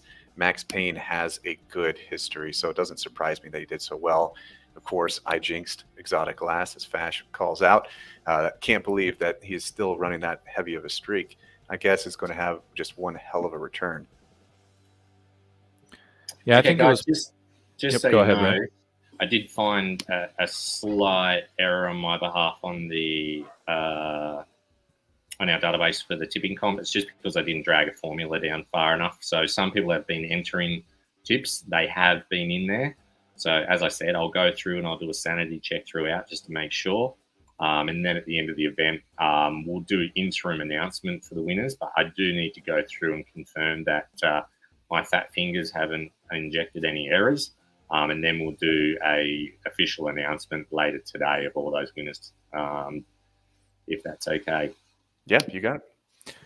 And just to remind people, we are doing 8 races. We have finished 6, so there are 2 more remaining in the tipping competition. And then we'll tally it up, and that's why Brad's double checking those numbers, making sure those formulas are going all the way down the sheet. Yeah. If anybody also so as we're building these tools and putting out stats like this, I'd be curious if there's any stats that you would like to see, things that you find are helpful for indicating what you would like to bet on as we build this stuff out and expand it. More than happy to continue to add these things in there. The individual horse tools, I got tons of feedback, and I was trying to implement those in. So anything that you guys suggest, we take very much to heart, and we're trying to build it for the community. So if you'd like to see something more, just say the word, and we'll put it in. It looks like a couple of people missed out on tips for race 6. I'm not too sure if they just had to leave or missed that. I'm guessing it was because that was that short. We only had it open for a few minutes, so you had to be paying attention. It was back to back with race 5. Yeah, sure. All right. Look, apologies for that. Scheduling is not on our side today with the races. We're still learning just with everyone, so this is why there's no entry fee or anything like that associated with this, because we don't want to sort of screw people over entering an event, which we're still kind of developing. We're trying to supplement the prizes as best we can from the treasury that we've started to build. Plus, we've had sponsorship from DERC, which has been really great. We'll continue to work with those guys to be able to put on some great events with some prizes like this.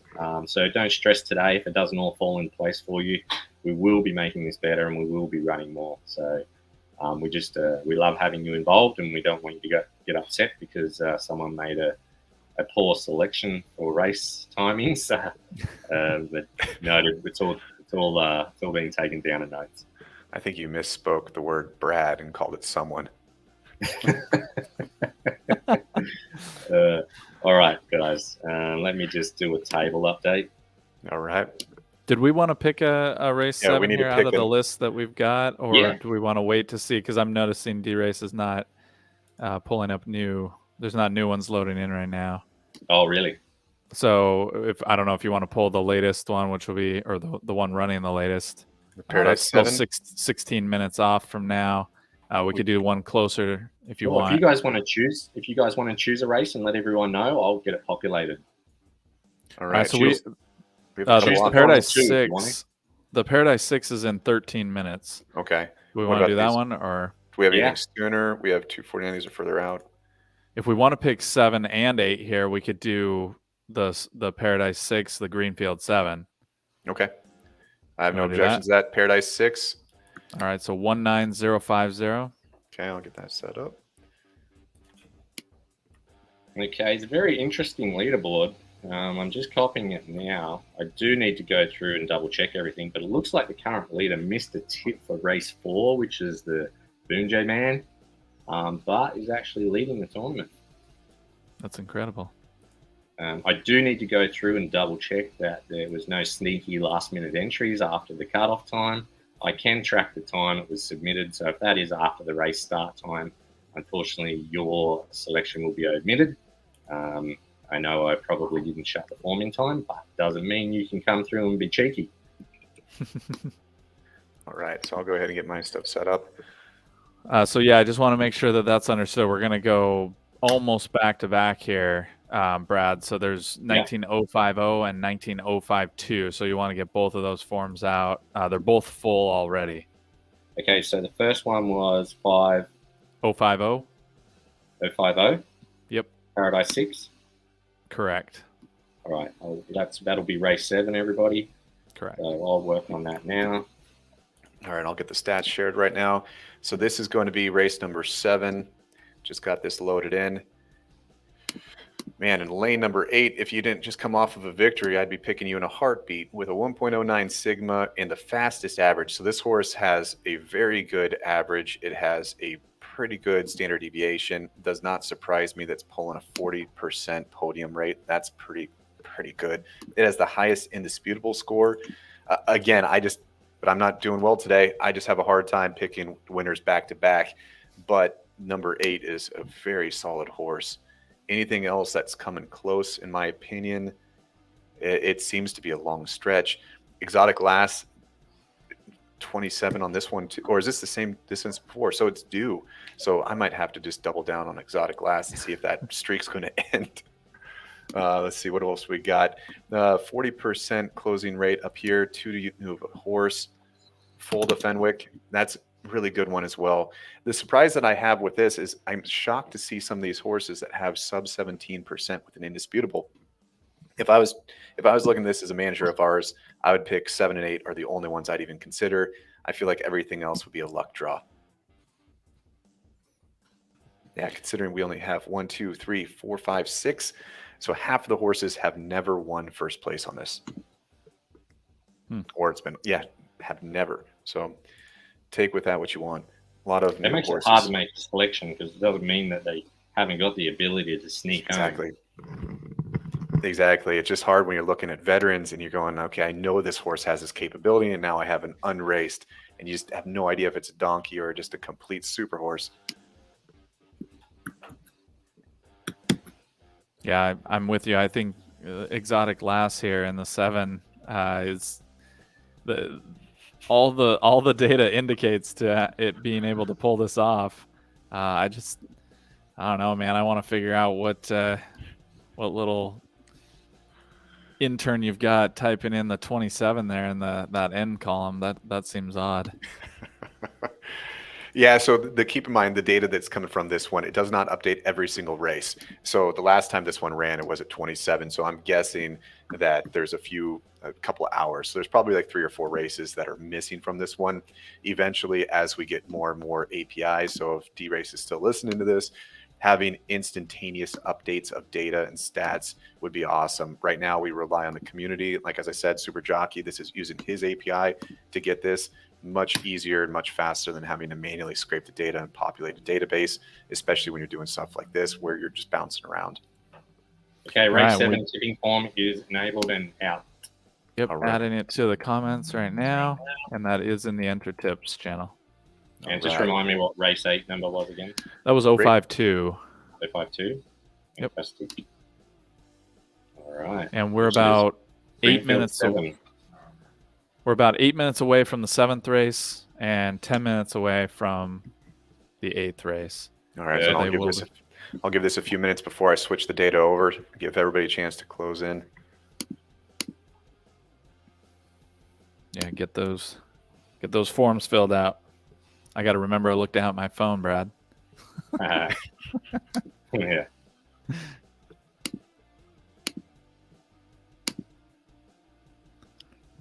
All right, so Vampire, which one were you picking that I should avoid? Yeah, 7 and 8. Apparently, they're going to lose.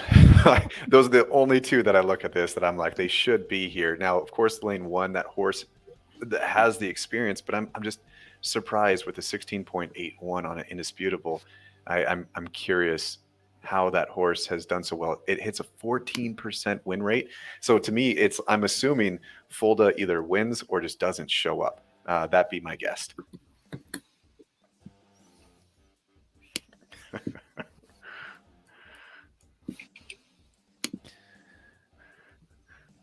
I'm digging the emojis, guys. All right. So I'm just dropping race 8 data into. No kidding. Oh, really? So that is yours, Fash? How many times have they bred?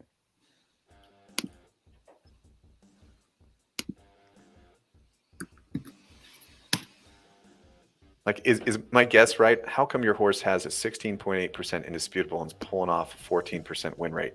How is that possible? And then Kryptonite. All right, let's take a look at Kryptonite. I'll give it it's good. 16.63% though. That's the part where I get hung up on. Like the horses that I've ran, and I don't know if you guys have experienced this differently, but if I can't maintain a 20% indisputable, I basically don't make money. So the moment my horses fall below that one, I start to bench them and either turn them into breeders or getting them prepared to incinerate and convert to sugar. So, oh, you sold the Scorpion? Okay. Yeah, so for you guys that have these horses that are at 16% that are racing this, do you feel like your horse has a solid chance? Like, is this the course for Kryptonite? A 1.46 sigma is not bad. I'm just surprised at your indisputable. And it being that long since a win. Oh, I didn't miss that one. 35. Yeah, so again, these streaks, but I'm guessing wrong on all of them, so I don't know what to say to that. I have Flash Blinder, and Flash cannot run fast at all, but he was maintaining for a short period of time a 20% first place, but I swear every single time that he won, it was below, it was just a slow speed. Okay, it was just a joke. The other thing I was going to say, a lot of times if you see an indisputable score that's just below that cutoff that we talk about, the 17, 18, 20%, somewhere in there, if you're just below it, a lot of times that's because you've been hitting fourth places, not winning as much, not showing up on the realized placements, but you are running times that are fast enough to get you a few points for the equivalency of a third place. So you can actually see your indisputable go up while your podium rates are actually somewhat low. Brad, I just wanted to ask, are we going to have, there it is. Oh no. Yep, there it is. Race 8 is coming out, guys. So race 7, race 8 is out. We're all good. So what I'll do right now is we'll shoot across and we'll do some more announcements for the winners for season 2. Let's just have a quick look through. So overall champion team, obviously you take home a Champions Cup NFT, which you would have seen from the latest tweets. You can check the OpenSea account and have a look at all those in there. So you get one of those each. You'll also get a DERC Army NFT each, which will be sent out over the next 24 hours once you have all your wallet details updated. The first runners up. Okay, so they will all take home in that team 100 USDC each. The second runners up will take home 100 DERC each. Racehorse of the season for the open class wins the Golden Horse Shield NFT. There is no prize in regards to USDC or DERC, just because the guy that won it is a bit of a jerk and won his own competition. We'll talk more about that later. The unraced Gen 1 of the season, obviously you can click on the link for that and have a look at the prize structure. From memory, I think it's 1,000 USDC to the winner for that, and a total of 3,250 USDC allocated to the top 10, I believe it is. I'd have to double check into that.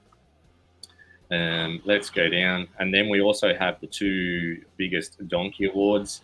And we'll announce those a little later. Okay, so let's get into who took out the open class. We'll do that and get it out of the road because we don't really want to talk about it. Open class winner for this year for the racehorse of the season went to yours truly with Queen Nora. Honestly, I didn't expect her to actually go that well in the competition. I don't believe she's the best in our Nathan and mine stable. The couple that I thought that would do really well ended up not doing so well. But cool, she's now got herself a trophy. So well done to us. All right, I'll move on to another award now before I get yelled at behind the scenes. Brad, just so you know, you've got about a minute and a half before the race. Oh, yeah? Yeah, minute and a half. No worries. Yeah, perfect. All right. Let's just quickly do the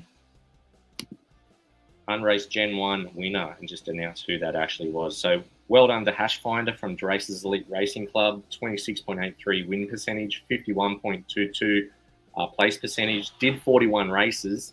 The reason why I think it did 40 is because the Fun Lap from DGen Turf Club was in the lead. And the Races Elite come home with a win, fluked it, and took the lead. There's an interesting story behind the battle between first and second, and we'll cover off that over the coming week. So congratulations to Hashfinder. How close are we to a start, gentlemen? About 40 seconds. I'll switch 40 over seconds. to that. Yeah, Right. you got your voice ready to go? Yeah, sure. What Yeah, distance was that here? 7 furlong. All right. Is this a 7? There's some quality horses getting around over the 6 and 7 Greenfield. Greenfield. I've always felt that 6, 7, 8 range is where the most competition falls, but I might be wrong. Yeah. And So just a who we reminder got? here, the 8th race is Greenfield 7. This one's Okay. the 7th race Oh, sorry. on synthetic. Yeah. I Okay. believe it's a 6. Here we go. Starters on his stand. Horses ready. Jumped. We've got Redistribution taking up the early lead, shooting away from the pack by 2 lengths. Deep Run is back in again. This thing must have some excellent fatigue levels. Hiccup has now taken second spot from Jura, Kryptonite, Brimo, Solanium, Gondwana, Orno, Exotic Glass, and Fonda Fenwick rounding out the field. Back to the front, and Redistribution has now lost the lead to Hiccup, who's shot away with an impressive pace over the third furlong. Brumo, Horno, Midnight, Jura, and now sitting mid-pack, trying to chase down this leader Hiccup, who's put another couple of extra lengths. We're at the halfway mark here, and we've got some late chases, possibly with Horno and Brumo trying to pick up some ground on Hiccup.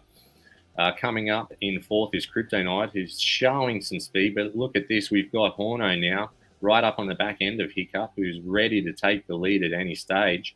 Redistribution is coming back into it with Kryptonite slowly keeping up there. It looks like Horno has spent too much trying to catch up to Hiccup and is now dropping off the pace. Hiccup with a couple of lengths left. Can he be taken down before the line? The only one that can do it is Redistribution. I'm not sure he can get there, but no. Looks like Hiccup has taken the win with Redistribution and Brumo rounding out the placings. Horno, Kryptonite, Duret, Solanium, Exotic Glass, Boulder Fenwick, Midnight Rumba, Gondwana, and Deep Run Tramp. Excuse me, rounding it out.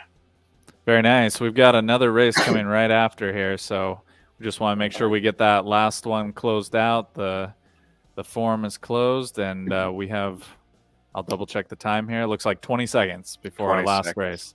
All All right, one moment, guys. I might have to get someone to call this one for me. We'll just sit and watch. We'll imagine your voice calling it.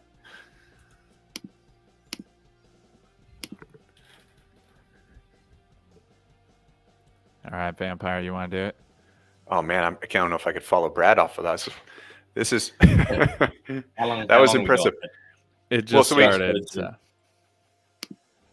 Are we? How long? Yeah, we just started on that final race, so it's live right now. All right, one moment. No problem. Looks like Forwise is out front battling with Yatasto. Let's take a look from the top here. See, we've got a handful of horses that are holding the top half. I definitely don't call races. I'm a watcher. Here we go. Race starters back in fine form. We've got the well-known Frollos Barlos there being tackled by Yatatso, pushing away there, showing some strength over the field and has gapped most of the field impressively. The Admiral is not giving up and is probably now neck and neck with Yatatso, trying to run down Frollos Barlos. They are having a big go at it right now, whether they maintain the stamina. Here we go. Yatatso has now taken the lead from Frollos Barlos. The Admiral's still in it. Moonlight is a few lengths back with Christus, Sweetbet, whatever it is. I can't see. Skander, Gormuina, Kylan Mabos, Transitioning, and Mary J. But over the last final furlong, right at the line. It is hard to tell. This will be a photo finish, but it looks like Yatatso has taken it from Frollos Barlos. Yeah, there's only a neck in it. Well done to Yatatso there. Didn't give up throughout the entire race. Frollos Barlos is well known. It's a fantastic horse. As to the Admiral to round out the placings. Well done to all those who picked those three. You've definitely got yourself some points there on the leaderboard. I'll go update that now, and we'll get ready for race 8. That was actually race 8, I believe, that just occurred. Yeah, that happened so fast, I didn't get a chance to even put in my guess. So. Apologies, guys. So, look, just to thank you for everyone that attended, and apologies that it didn't quite go to plan, but we have got an amazing team and community around us out there, and it was really cool to have this live stream where we could put all the races out. So, if you did enjoy it, let these guys know. Thank them for doing it. And if you do have any ideas, please drop them in somewhere where we can grab those ideas from, whether it's the support area or the Bugs ideas. a document that you can find within our Discord, or just reach out to any of us. We're happy to sort of go through and fine tune that. But what I want to do now is just go over. I'll have to wrap it up because we have gone over time, and cover off who the real champions of season 2 are. Look, rounding out third place in the team's competition was the newly created DGen Turf Club. Nathan and myself put that team together, and we had a couple of guys join us for that, which was great. And so we'll take our third there. We just pipped the average jockeys. Look, the average jockeys have an amazing team, and I think we're probably a little unfortunate during that competition. I'm excited to see where they can go. I think they are a powerhouse. And they'll take this fourth placing as a massive driver to try and get up to first position next competition. So congratulations to the average jockeys. Well done to the DGen DERC Club.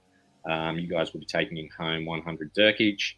Sitting in second was last season's champions, Team Fashbinder. Outclassed this time, but still taking home second place. Some silverware there, which is really good. Those guys will take home 100 USDC each. And they did actually have the most points on the fastest times, although that was lowly weighted in the scheme of things. We just wanted to add it into the mix. And then for this year's champions of season 2, a newly created team has got great resources, great people, amazing horses, and are helping the community on all fronts. They got some really cool stuff coming, some great ideas, and will be a powerhouse moving forward. So congratulations to this season's winners, which is the Races Elite Racing Club. You can give yourselves a pat on the back there on the stream, let everybody know who you are. They finished off with a total of 1,822 points, which was over 1,000 points clear of second place on 806. So well done, everybody there. To Ant. Who else you got in your team, guys? You want to let us know? Yeah, so we got Ant, we got Na, and we got Addy, and then of course we got Mystery and myself. So those guys were a powerhouse. It was a fantastic team. We had a lot of fun. The communication that they did, we'll be doing a show talking about this, but it's a solid team. Yeah, perfect. That's amazing. All right, so what I will do is Nathan had to fix up one of the donkey trophies, so we're just waiting for that to get sorted, and that will be added in. So the donkey of the competitions, I will just grab that for you now. Not season. So for the open class, it was... So basically what we did for the open class, you just had to race the 80 races.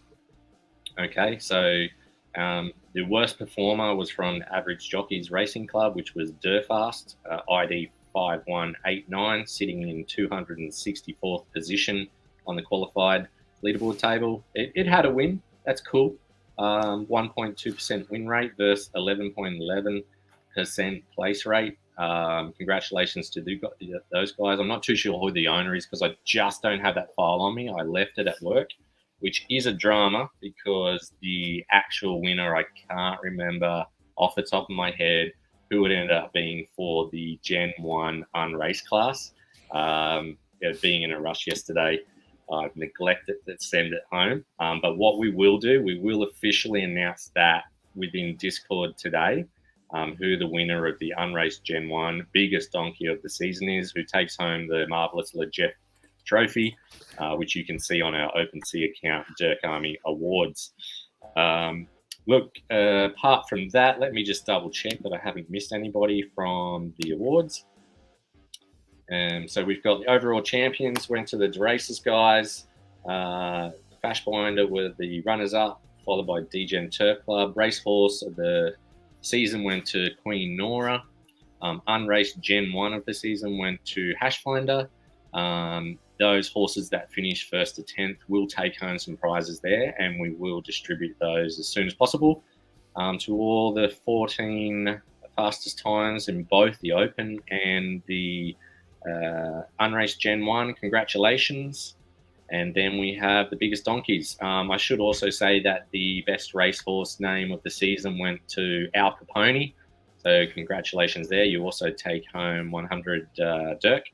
And if there is any other awards that I've missed, we will do a full recap and post all that information so it's freely available. All the sheets will be shared that we previously shared. Once again, thank you to all the participants. We had 12 amazing teams, over 560 horses. I lost count of how many people got involved. We set a new world record for the race for daily entries, which was 8,383 individual horse entries on the 25th of July. We have a graph of that. So congratulations. I don't have the overall entries, but it was huge, the amount of participation we had over the 2 weeks. We had well over 20,000 DERC in value of prizes. I just used 20,000 DERC because I knew it was well over that. And a whole heap of new people, new horses, new resources, heaps of collaboration, heaps of ideas. Season 3 will be mixed up a little bit, so we will focus on trying to even things out a little bit more, but still focused on quality. So keep an eye out for that. That will be coming out over the next week or so with some information. And if you need any help, if you want to get people involved, bring them along, invite them. You can now start bringing people into your team as spectators or punters only, so they don't need to own horses. They can get involved with these punter challenges, and hopefully they become familiar and want to get involved. Apart from that, do you guys have any questions for us? I have two. We got the one comment here that I pinned as it says, "Don't forget the dabs." Gimmo? And that was also popped up. Gimmo. Yep. Yeah. Gimmo. So I just got to remember. I think it was who was it? Was it Bauer who took Gimmo? Let me just check. If anybody can know that, go ahead and throw that in the comments. I'll pop it on up. Unraced gentleman plus the Science Discovery Racing Week. It was. Look, there was only 3 people that bought those horses. Scander. Okay, so I think it is Bauer. So Scander was the highest placed of the Gen 1s that were bred from the DERC Army branded Gen 0. And they will win Gimmo, which is a DERC Army branded horse, which will come with some type of perk/utility. I won't mention what they are. A, because we want to make sure that it's sustainable, and B, because we haven't finalized it just yet, but they will definitely come with perks. And those 10 horses that we already are aware of, they will grow. And all our ideas will grow as well. And we have a major goal of creating a sustainable treasury that we can use to fund competitions, build resources, sponsor other people's ideas and all that kind of stuff. It's all community focused, but also a small portion of it will allow myself and Nathan to reward those that have put a lot of effort in to get us to where we are today.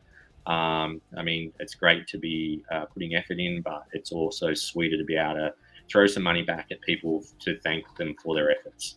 So we'll release more information about all those kind of initiatives. We do want to get behind the community to do things like streaming, building tools and hosting events and all that kind of stuff. And so if you do have those ideas, let us know and we'll help you get them off the ground. What was the other one? Sorry, the other question? The only question that I was, for me personally, was trying to get a sense of, do we have a crude ballpark of when we're going to shoot for season 3?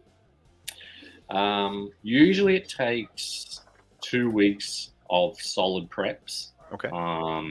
And I know some people, we need to design some more resources. Each season we kind of do a little bit more resource development. So I would say that realistically, I doubt that we'd see it earlier than sort of last week of the month. I would probably like to aim for the end of the month, even maybe the start of September. I know it's a long way away. I'm just trying to be realistic. I'd rather say it's going to be start of September and then deliver it in 2 weeks. Under deliver. Yeah, I mean, sorry, under promise, over deliver kind of thing. So yeah, and I've got to liaise with the race about what they're releasing. You know, if there's anything major coming up with dates that they've got locked in, and see how my team are going. But yeah, in the interim, we might run some smaller events like this again, for sure. so to keep us entertained until we do season 3. But look, at least 2 weeks, I'd say. Fantastic. Excellent. Well, I want to say to everyone that's watching, a big thank you to you, Brad, and the entire DERC Army team. I know it takes a lot of effort, a lot of hours, a lot of late nights and early mornings to be able to put together something like this. It's a lot of fun for us because we all get to enjoy the fruits of that labor. But we want to say thank you. They're asking for the leaderboard. So let me just get you guys just keep going. I'll just work in the background. And while we throw out the thank yous too, seriously, so Mark and I, or Mr. E and I, we constantly are putting in energy to this stuff. And so the fact that you guys are showing up and you're supporting the channel, that motivates us. Never, ever did we expect to have a YouTube channel. Like, that was not the plan. We just wanted to make sure that this community was getting represented with D-Race. And so by you guys chiming in and giving us a louder podium, it allowed us to start to have conversations. So we're going to be talking with Adele. We're going to be talking with Christie's tomorrow and Friday. And so we're going to be putting together more episodes. In the comments, the questions that you guys have, the concerns, we take all that in and bring it up there. So without all your guys' support, we wouldn't be doing all this. So thank you.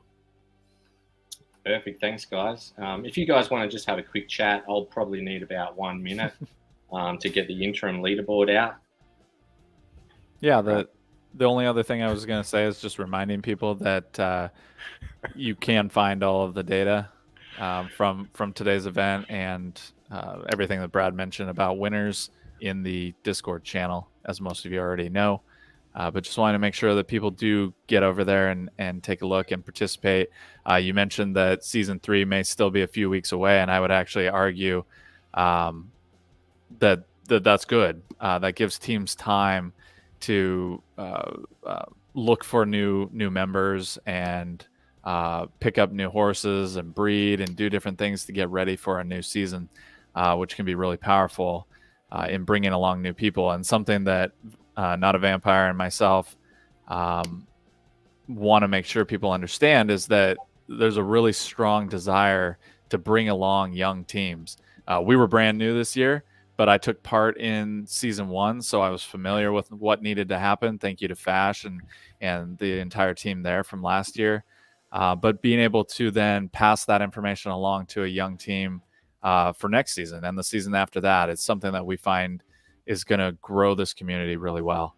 So if you are thinking about starting a team, reach out to us and other teams that are involved already. And you could consider coming along and just being a spectator if you're not ready to pull the trigger on managing a team for next season. But make sure you get involved and just pay attention to it. That's what I would say after this season.